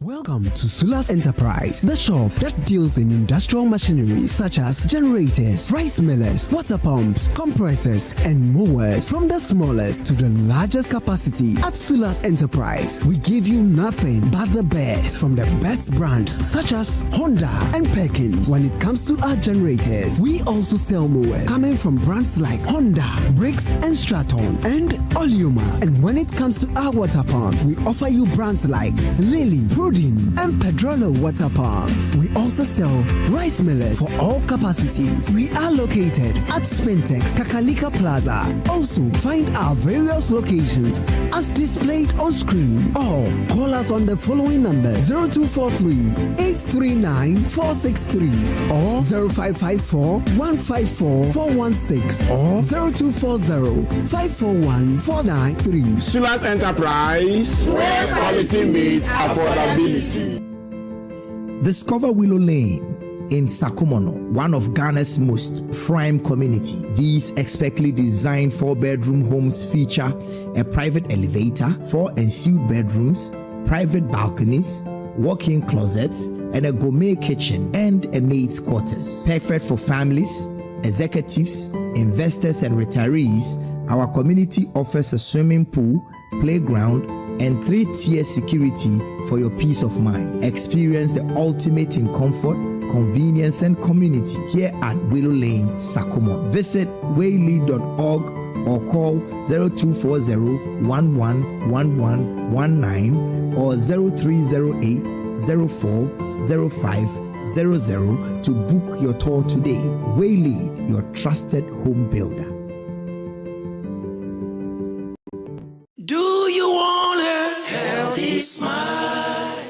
Are missing teeth affecting your confidence? Dental implants could be the solution. Hi, I'm Tanya from Bethel Dental Clinic, Ghana, and I'm here to tell you about the amazing benefits of dental implants. If you're missing teeth or struggling with uncomfortable dentures, dental implants could be the solution you've been looking for. Implants are a special metal screw placed in the jawbone where the tooth or teeth used to be. After a while, this screw or implant fuses seamlessly with the jawbone, providing stability and durability. Dental implants look, feel, and function just like the natural teeth, giving you freedom to eat, speak, and laugh without worry. Bethel Dental Clinic, the smile starts here. Healthy smile. Yes, next. Hey, Nadia Benson, me didn't tum. Mr. Femi Kalika, just call me cockroach. Now, Mr. Femi once now. Hey, attention you. Improve car. Yeah. Captain Mosquito, double the action.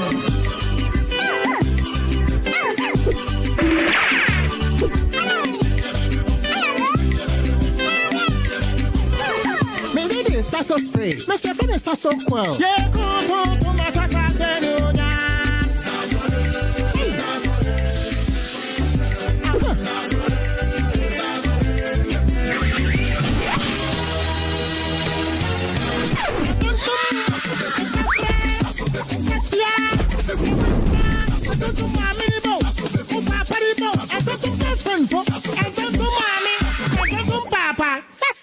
tum preko.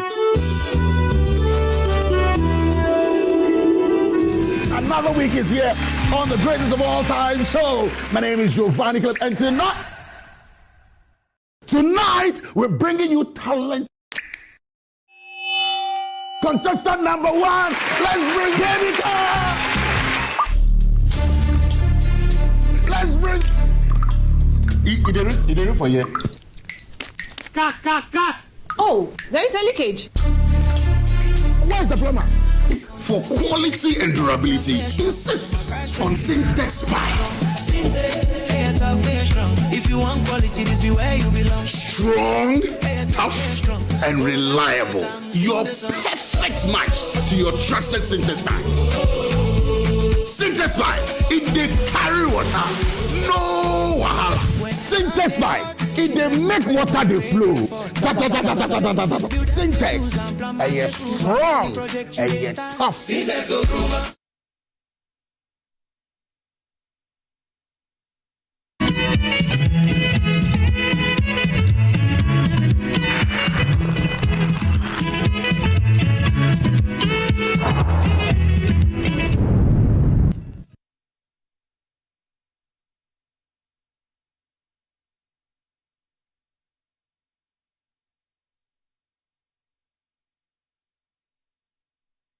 Unapproved routes, not having introduced scanner in a place like our major harbor, but we have our security people on the ground, and every day they are making arrests. I can tell you that in the last 1.5 years, we have, tainted assets 73 that we are frozen.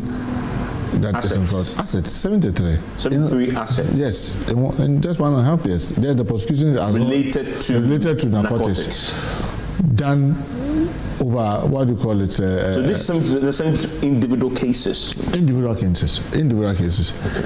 And as we speak, we since we came over the 1.5 years, managed to get that Chief Justice to dedicate a court for narcotics control fight, which is helping us to move the cases faster. I got the Attorney General to give prosecutorial powers to the Narcotics Control Commission, which is also helping. Carrying out so many operations, intelligence-led operations, from marijuana to the opioid to the synthetic drugs. It is really, really a major challenge. I won't sit here and tell you that, this is a light thing. Our biggest worry is even when they are able to skip from our borders, get to some other destination, and then they show that, this also went through Ghana, but they couldn't see it. That's our biggest worry, because we are putting a very good fight within. We believe that we should be able to prevent anybody using us as transit. Right. So we were here on the 24th of June when your outfit issued a statement. It was headed, "For immediate release, NACOC arrests key suspects in $296 million Australia-linked meth haul." The Narcotics Control Commission and the National Investigations Bureau, you should be saying DNI, because we have changed it. National Investigation Bureau have made their first arrest in an ongoing investigation into a 320 kilogram methamphetamine shipment. The drugs, which carry a street value of $296 million, that's Australian dollars, right, were traced to a storage facility in Garwin, Australia, in April 2026. The arrest is a significant breakthrough in unmasking the syndicate responsible for moving and diverting the record-breaking haul. NACOC investigators are currently working alongside international partners to track down remaining suspects believed to be part of a wider multi-jurisdictional network. This arrest marks a pivotal moment in a coordinated international effort to dismantle I like the words you guys have been using, to dismantle the sophisticated transnational syndicate. This development is a critical step in our ongoing mission to disrupt high-level narcotics trafficking. The arrests provide vital intelligence as we work to identify and apprehend additional members of this global criminal network. The Commission remains committed to collaborating with international partners to safeguard the region from influence of large-scale drug trafficking operations. Further arrests are expected as intelligence-led operations intensify across multiple jurisdictions. Signed, Francis Opoku-Amoah, AG Director, Public Affairs and International Relations. First question that people are asking, why did you sit down and watch for this to go out of through this country to Australia before the Australians, arrest and now you are coming to say you are investigating?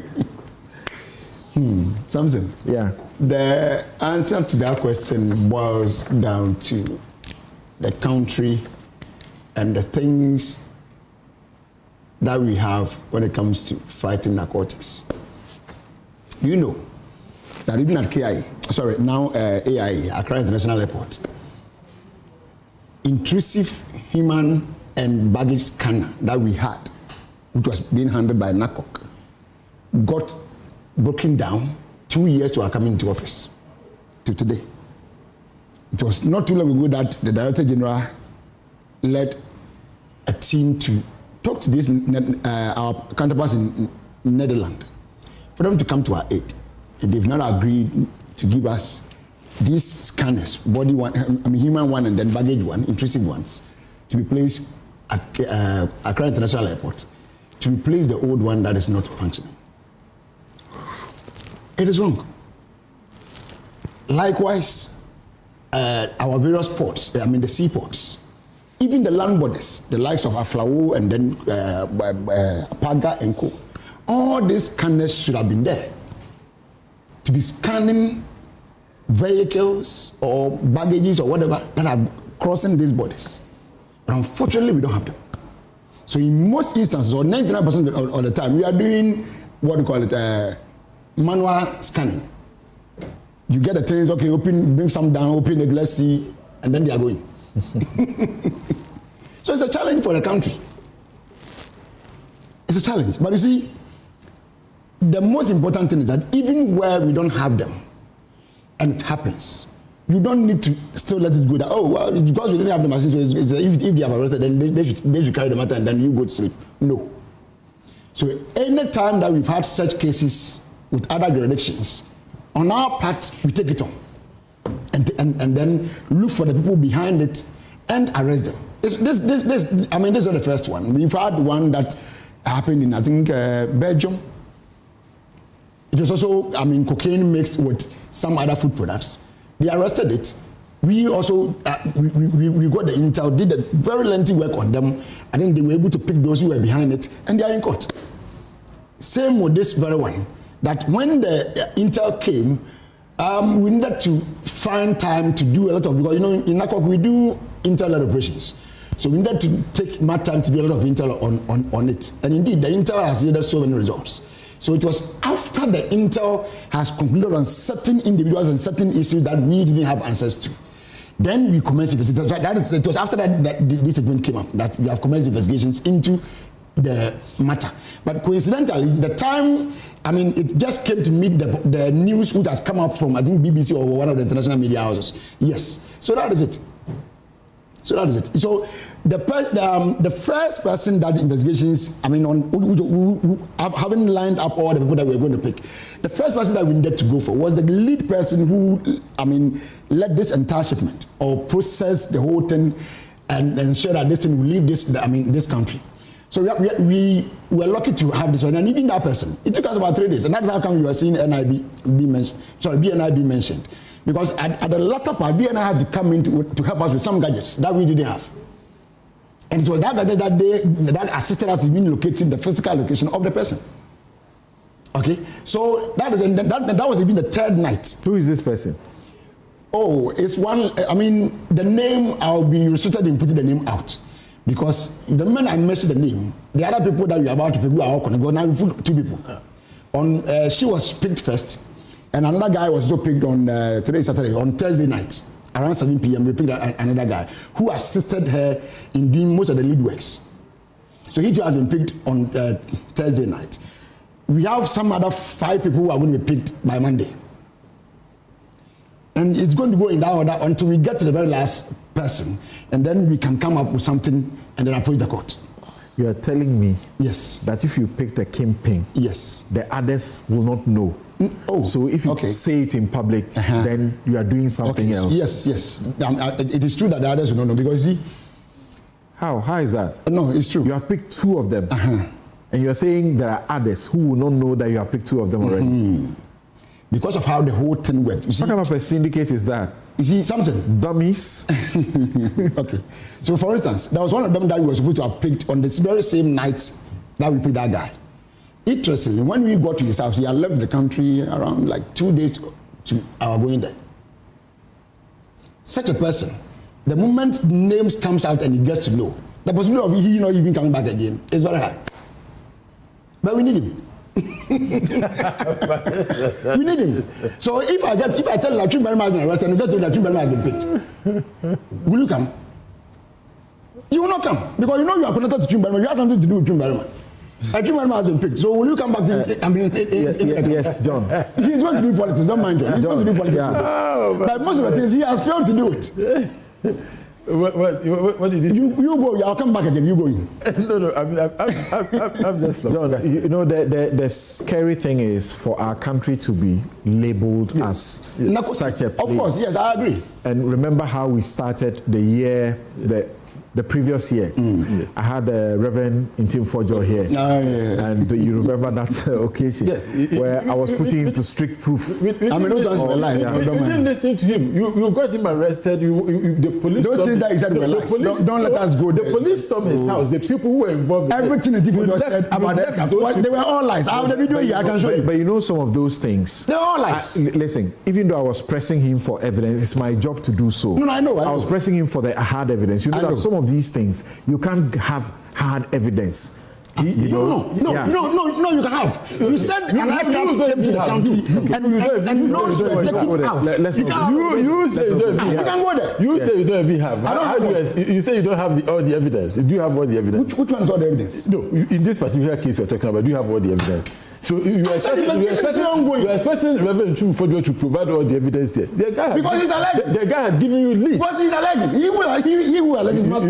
You just take your time. Just calm down. Calm down. Okay. You talk. You'll come back again. It's going to be a long week for you. For who? Yeah. You are the government. So don't shout now. Anyway, I'm listening. The point is that look, this government is destroying the reputation of this country. He had just said that this arrest, this stuff from Australia, we had one in Belgium. So Ghana gradually is becoming the transit point of these drug laws. When Reverend Intim Fojo mentioned the Cayman Islands, the plane that left here to Cayman Islands, we were fighting him. I thought that was a fine opportunity for us to really work on intelligence, because that plane came here and then left for the Cayman Islands. Now, you know, the point is that when these drugs end up in a tolerant country, they will make noise about it. So imagine if that plane we're talking about had left to Netherlands or to Belgium or to Australia, I'm sure that intolerant country would have brought it up. And that is the reason why this one is out. The only reason why we know this case is because the Australians said that we are not going to allow this. And you know, they have published the names of the persons involved. They are arrested there. Yes, they arrested the person. And they are in court. Oh, yes, they are. And they are in court. They are not doing investigation. They are in court. Yes, the interesting thing is that they were in court as far back as April. Okay, April 2026. It took us 2 months to inform the people of Ghana, and that one, the first information, did not even come from the NACOC. It came from the media. In fact, I think Reverend Intim Fojo had even hinted it before the government now came to tell us about this. And so you have a government that is really receptive to these illicit drug dealers. Look, we're in this country. We've been told that about $500 million. How can you say that? A government that is receptive to drug dealing. Yes, that is what. But otherwise, how would you tell me that $290 million worth of meth left this country and you didn't see? How do you tell me that? We were in this country, we were told that about $500 million worth of cocaine between Cape Coast and Takoradi. What did the government do about it? Million. You see, you guys are always half $1 billion. Wrong. It was never $500 million. Okay, how much is it? Let's not be okay, how much is it? If you are give the right information, don't be asking me questions. How much? Give out the right information if you know it. But, so you admit it's that not true. The country is gradually becoming the transit point for drugs, and we should all be worried. You see, when it leaves this country, those who are going to make their money will make their money. Maybe outside this country. Me, my worry is that when the drugs stay in this country, we have our younger brothers and sisters who are going to become drug addicts. Their lives are going to be destroyed. And so there are critical questions that we need to ask. When was this exported from this country? In fact, which port? Do you know the seaport from which this product was? I have every information. Okay. But it's not from me to people have done to know. Because the investigation is long going. You know, I can't be sitting here. What are they telling us? They are telling us that they have arrested the shipper. Who are the real kingpins behind this? So that is why investigation is ongoing. It must the same. When this Cape Coast Takoradi issue came up, what did they do? Well, in this country, we know that there are big people behind it. They said they have arrested a mate and a driver. Because they were doing what? Okay? Because they were doing what? But they were just transporting the goods. We don't want us to arrest them. You and I know that there are bigger people, there are bigger fishes behind this. Where are those people? Yes, I'm correct. Where are those people? There are bigger people behind this. John, you are saying you know them. Exactly. You tell them to come to my house and come and arrest me. Tell them to come to my house and come and arrest me. But he knows. John, take a cue from me because those comments. He knows there are bigger people behind this. Why? This trade. Don't they know that these the shippers in this particular, the shippers, the drivers, and the mates, they are the lowest on the food chain. They are the lowest on the food chain. John, the bigger and you understand how investigation works. And you are saying the government is an enabler. Yes, the government is an enabler. For what purpose? But they should tell us. For what purpose? Otherwise, why would you tell me that you have over $500 million worth of cocaine being transported in this country, and you have only a driver and a mate arrested? And this is a new development. What is the investigation? John, this is a new development. I'm talking about the old cases, the cocaine that they are arrested on the Takoradi Cape Coast Road. We know. He knows. I'm saying, the question I'm asking you is, you are saying this is relative to this regime? Yes. Okay. But this arrest happened, I think, last year. The Takoradi, the $500 million. It's not $500 million. There are those who have argued that perhaps this government is doing better. Exactly. Because they are exposing them, but some other time they were being facilitated, so they didn't get arrested. You are free to play that role for them. It's fine.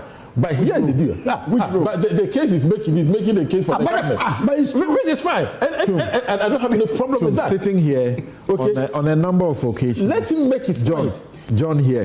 John, who is my friend. John, whom I know from very far away. He's my brother. Has sought to accuse me of doing something for you. Something. You are making a point. You are making a point. You see, you sit here as a journalist. You do advocacy, and sometimes you play the devil's advocate, which is okay. Okay, and in this case, you are doing the devil's advocate for the government, and you're saying that perhaps. Devil's advocate for the government. The government is a devil. There is no longer devil's advocacy. Okay, go on. But so my point is that this government, clearly you can see that they don't want to fight this. And clearly you mentioned that you don't have the equipment. The airport machine broke down 2 years to your exit. My brother. You didn't fix it. My brother. And you are saying we are not serious. We don't have gone for new one to bring. My brother, the airport is not the only place. We have the seaport. You are saying that the equipment is. Did you fix the one airport that under your government? Oh, you are in government right now, so stop. I'm asking you a simple question. 2 years to your exit. Stop talking about when you were in government. You are in government now. 2 years to your exit. When the machine got broken down, and you never thought of even fixing it. The Australian shipment, when did it happen? Did it happen at the NPP? No, the question, did it happen at the NPP government? It happened under your watch. And so if you are talking about the fact that government is so invested... You want that to be comparative analysis of cases that happen and I'm in during time? I can line them up for you. So you see... You can make all the noise. The point here is that the people of Ghana are worried. Who are these exporters of these drugs? We need to know. And listen. We need to bring them. In Australia, please allow me. In Australia, the government has arrested people. People are being, going through trial. You haven't done anything. Now you are telling us. You haven't done anything. No. I'm saying, but it took. They started this way back in April. Do you know how long we have been doing interworks? Okay. You have no idea about this. So you see, you're not even allowed me to talk. But this is the point. Whether you like it or not, please. No, whether it's fine. No, whether you like it or not, the people of Ghana are worried. The drugs. You see, sometimes when it lives here and we get a tag as a transit point, for me, it's not even the West. The West is where some of the drugs are left here for people to consume. Yeah. And you should agree. You should be worried about that. I am more than worried. You should be worried. And that's why I always change them. You should be worried that Ghana is now very friendly to do drug laws, and they believe that it's okay to bring their drugs here because either the government is sleeping or the government is enabling it. No, you are the one saying this. Yes, I'm saying that either the government is sleeping on its job, protecting us from these drug laws, or the government is enabling. The government is sleeping. Do not go in to bring in scandals. I hope none of them is true. None of them is true. Okay, indeed. Thank you. The concluding comments of John. Oliver, you recognize that we are being told by NCCE.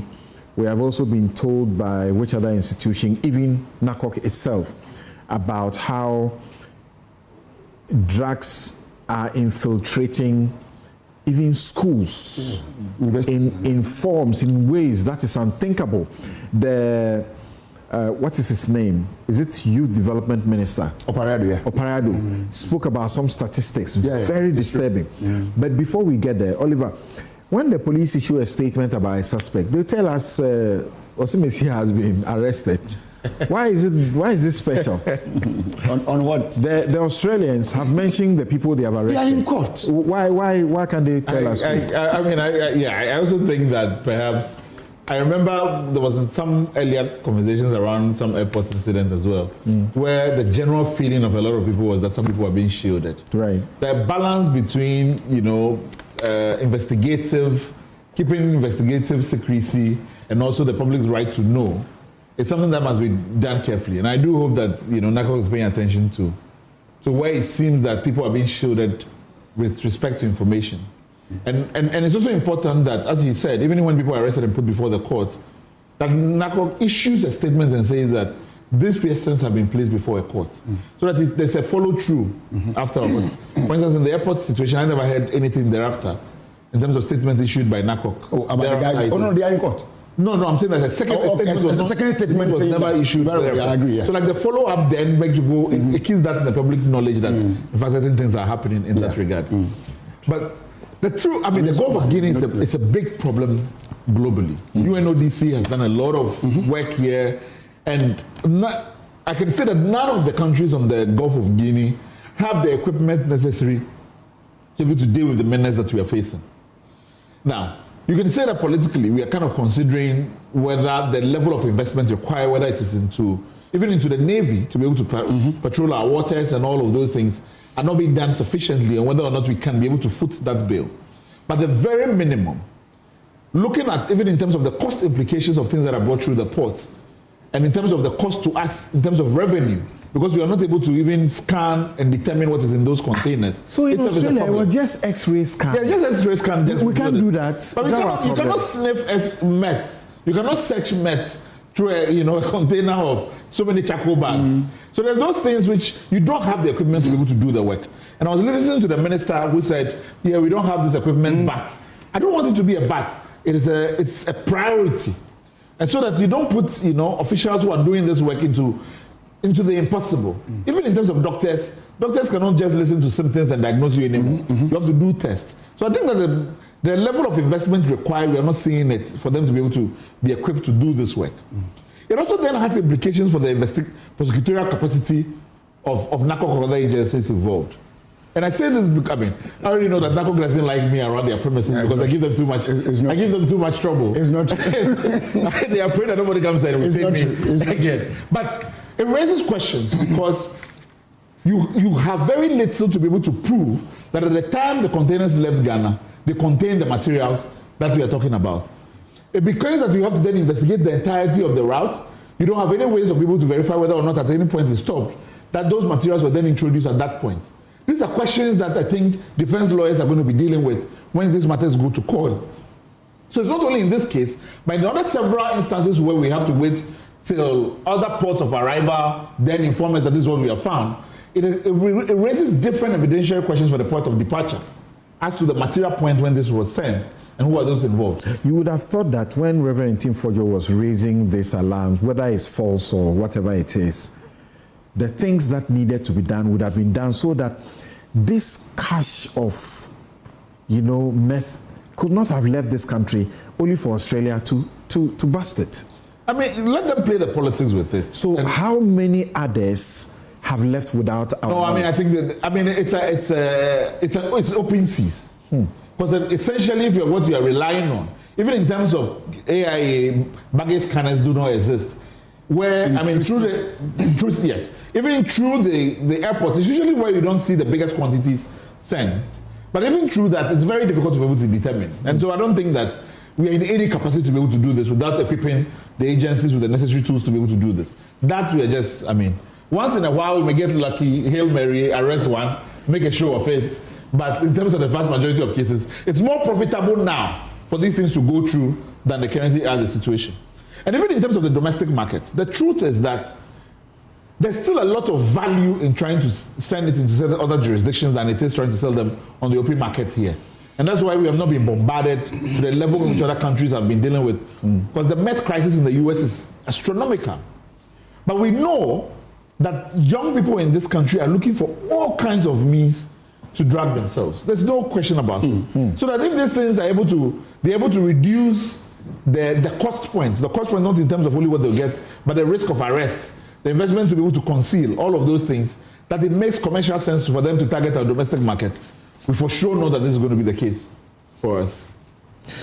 So I was referring earlier to the Minister for Youth Development. He said that 37% of SHS students are exposed to drugs. That's Akufo-Addo. It's true. I believe. He showed us this we visited and he showed the NCC also warned that drug abuse threatens the future of our youth, and we're dealing with these same statistics. Yes. Do you know one issue? Not long. I think last week or last 2 weeks we did last week we did a case with Central University. We arrested about 5 students from Central University. The challenge with them was that it was not even an outsider coming in to, let's say, bring the drugs to the campus. It was the students. That's the danger. The students themselves. Sorry? Weed? Yes. They are infused ice creams. The weed. Let's decriminalize the weed and stop chasing the weed. Everything. Let's decriminalize the weed and stop chasing the weed and focus on the other one. Because we are spending too much investigative capacity chasing. Suleimana Isifu, Dr. Suleimana Isifu says that drugs have destroyed many young people in our country. It's so sad how many people I have seen destroyed by drugs. Let's take this matter seriously, because aside the international reputational damage, the future of our young ones are in danger of being destroyed. That's why they should be telling us the people who are involved. You will tell us later. Tell you now. We will tell you. When will you tell us? I will tell you something. I will tell you. You know all of them all. No, it's not about me. I'm talking about. No, when I say you, I mean. Right. So Ewenam says, when the police release a statement, they mention names of suspects or the accused persons, but whenever NACOC issue a statement, they never mention names. The kind of cases we handle are different too. Why are they protecting the drug barons? That's a question that he's asking. Why are you protecting the drug barons? But think that Sergio, I agree that we'll bring Sergio Leonard says that Article 1911, no person shall be convicted of a criminal offense unless the offense is defined and the penalty for it is prescribed in a written law. Clause 12, Clause 11 of this article says that Clause 11 of this article shall not prevent a superior court from punishing a person for contempt of itself, notwithstanding that the act or omission constituting the contempt is not defined in a written law and the penalty is not prescribed. So he says, by Article 1912, a contempt of court act cannot solve the problem. Our constitution is sui generis. But my response to him is that the countries where we are learning this jurisprudence, in the UK, in India, and so on, they have contempt of court acts, they have defamation acts, and then they make reservations for, as it were, anti-SLAPP legislation. A couple of lawyers are saying, am I saying all journalists will be professional and therefore they cannot be stopped from doing what is unprofessional? And some of them are saying they disagree with me when I push the arguments that they should not suffer custodial sentences because some of them deserve it. And Chubue Siako says that in the UK, there are many cases where the courts would place an embargo on media reporting, especially by preventing the media from naming suspects until such embargoes are lifted. What you would observe is that the UK media duly comply with such embargoes. Even when they publish reports on such cases on their portals, they make sure they disable the comment section to ensure that not even their readers can breach the embargo. Why are we looking for different situations for Ghanaian journalists? All right, thanks for those comments. The show once again is brought to you by Gold Board Jewelry, pure, precious, proudly Ghanaian. Malcolm, your #1 shopping destination. Waylead, your trusted home builder. Bethel Dental, the smile starts here in Thomas Eye Hospital, providing excellence in healthcare, and Curl Charcoal Toothpaste. Happy smile. My guests you have been watching and listening to, Alexander Chum Berema. There's somebody who has sent us a message long ago and said we haven't had you on the show for a long time, so he's hoping to have you. I hope you are happy today. Deputy Director General, Narcotics Control Commission, Arthur Kennedy, who joined us earlier. Now we've put him in trouble. He missed his flight, but he says definitely he will be there to support the Black Stars. He's a physician and political activist. Oliver Bakavomo, Constitutional Rights and Policy Strategy Advisor to the Democracy Hub. Many of you have sent messages about the comments I made about him. That's so true of him. He's a consummate professional. John Dako, Member of Parliament for Siame. He's actually the legal counsel for the minority as well. Gentlemen, thank you also very much for making time to be here. Swami, you say yes. All right, have a good afternoon.